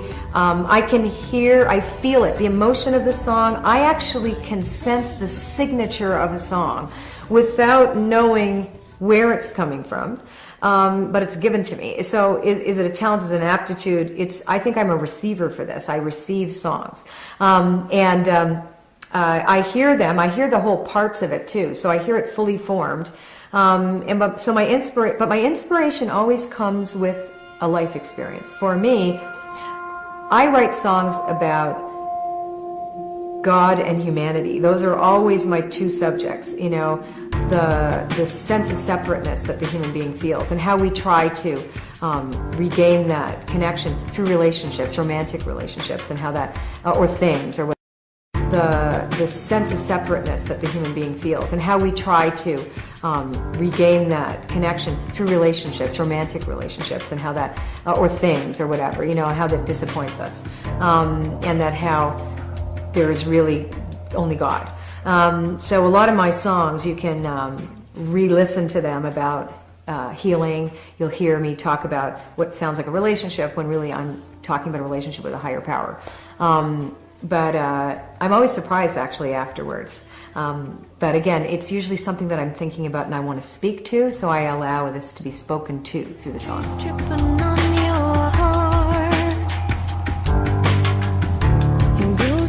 Sticking to your shoes. About these stains here on my wings. Price was right for these unnatural things. They make it easier to hide. Jesus spoke the Lord's Prayer in Aramaic, a language that is at least 3,000 years old. Was this language also consistent with tonalities of the hidden forces of creation? Was Jesus' intention combined with Aramaic language so powerful he could manifest the loaves and fishes needed to feed the masses? The shape of a fish in geometry is the vesica Pisces, formed when two circles of the same diameter cross one another. The ratio of a vesica Pisces width to its height is 153 to 265, or the square root of 3, the number of the Trinity. In the Gospel of John 21:11, Jesus caught 153 fish at a time when the disciples could not catch a single one. The question is, why is the number 153 in code with the creation of the shape of a fish? Was Jesus speaking in a harmonic code language to manifest the loaves and fishes? Did he know the secret language of creation itself?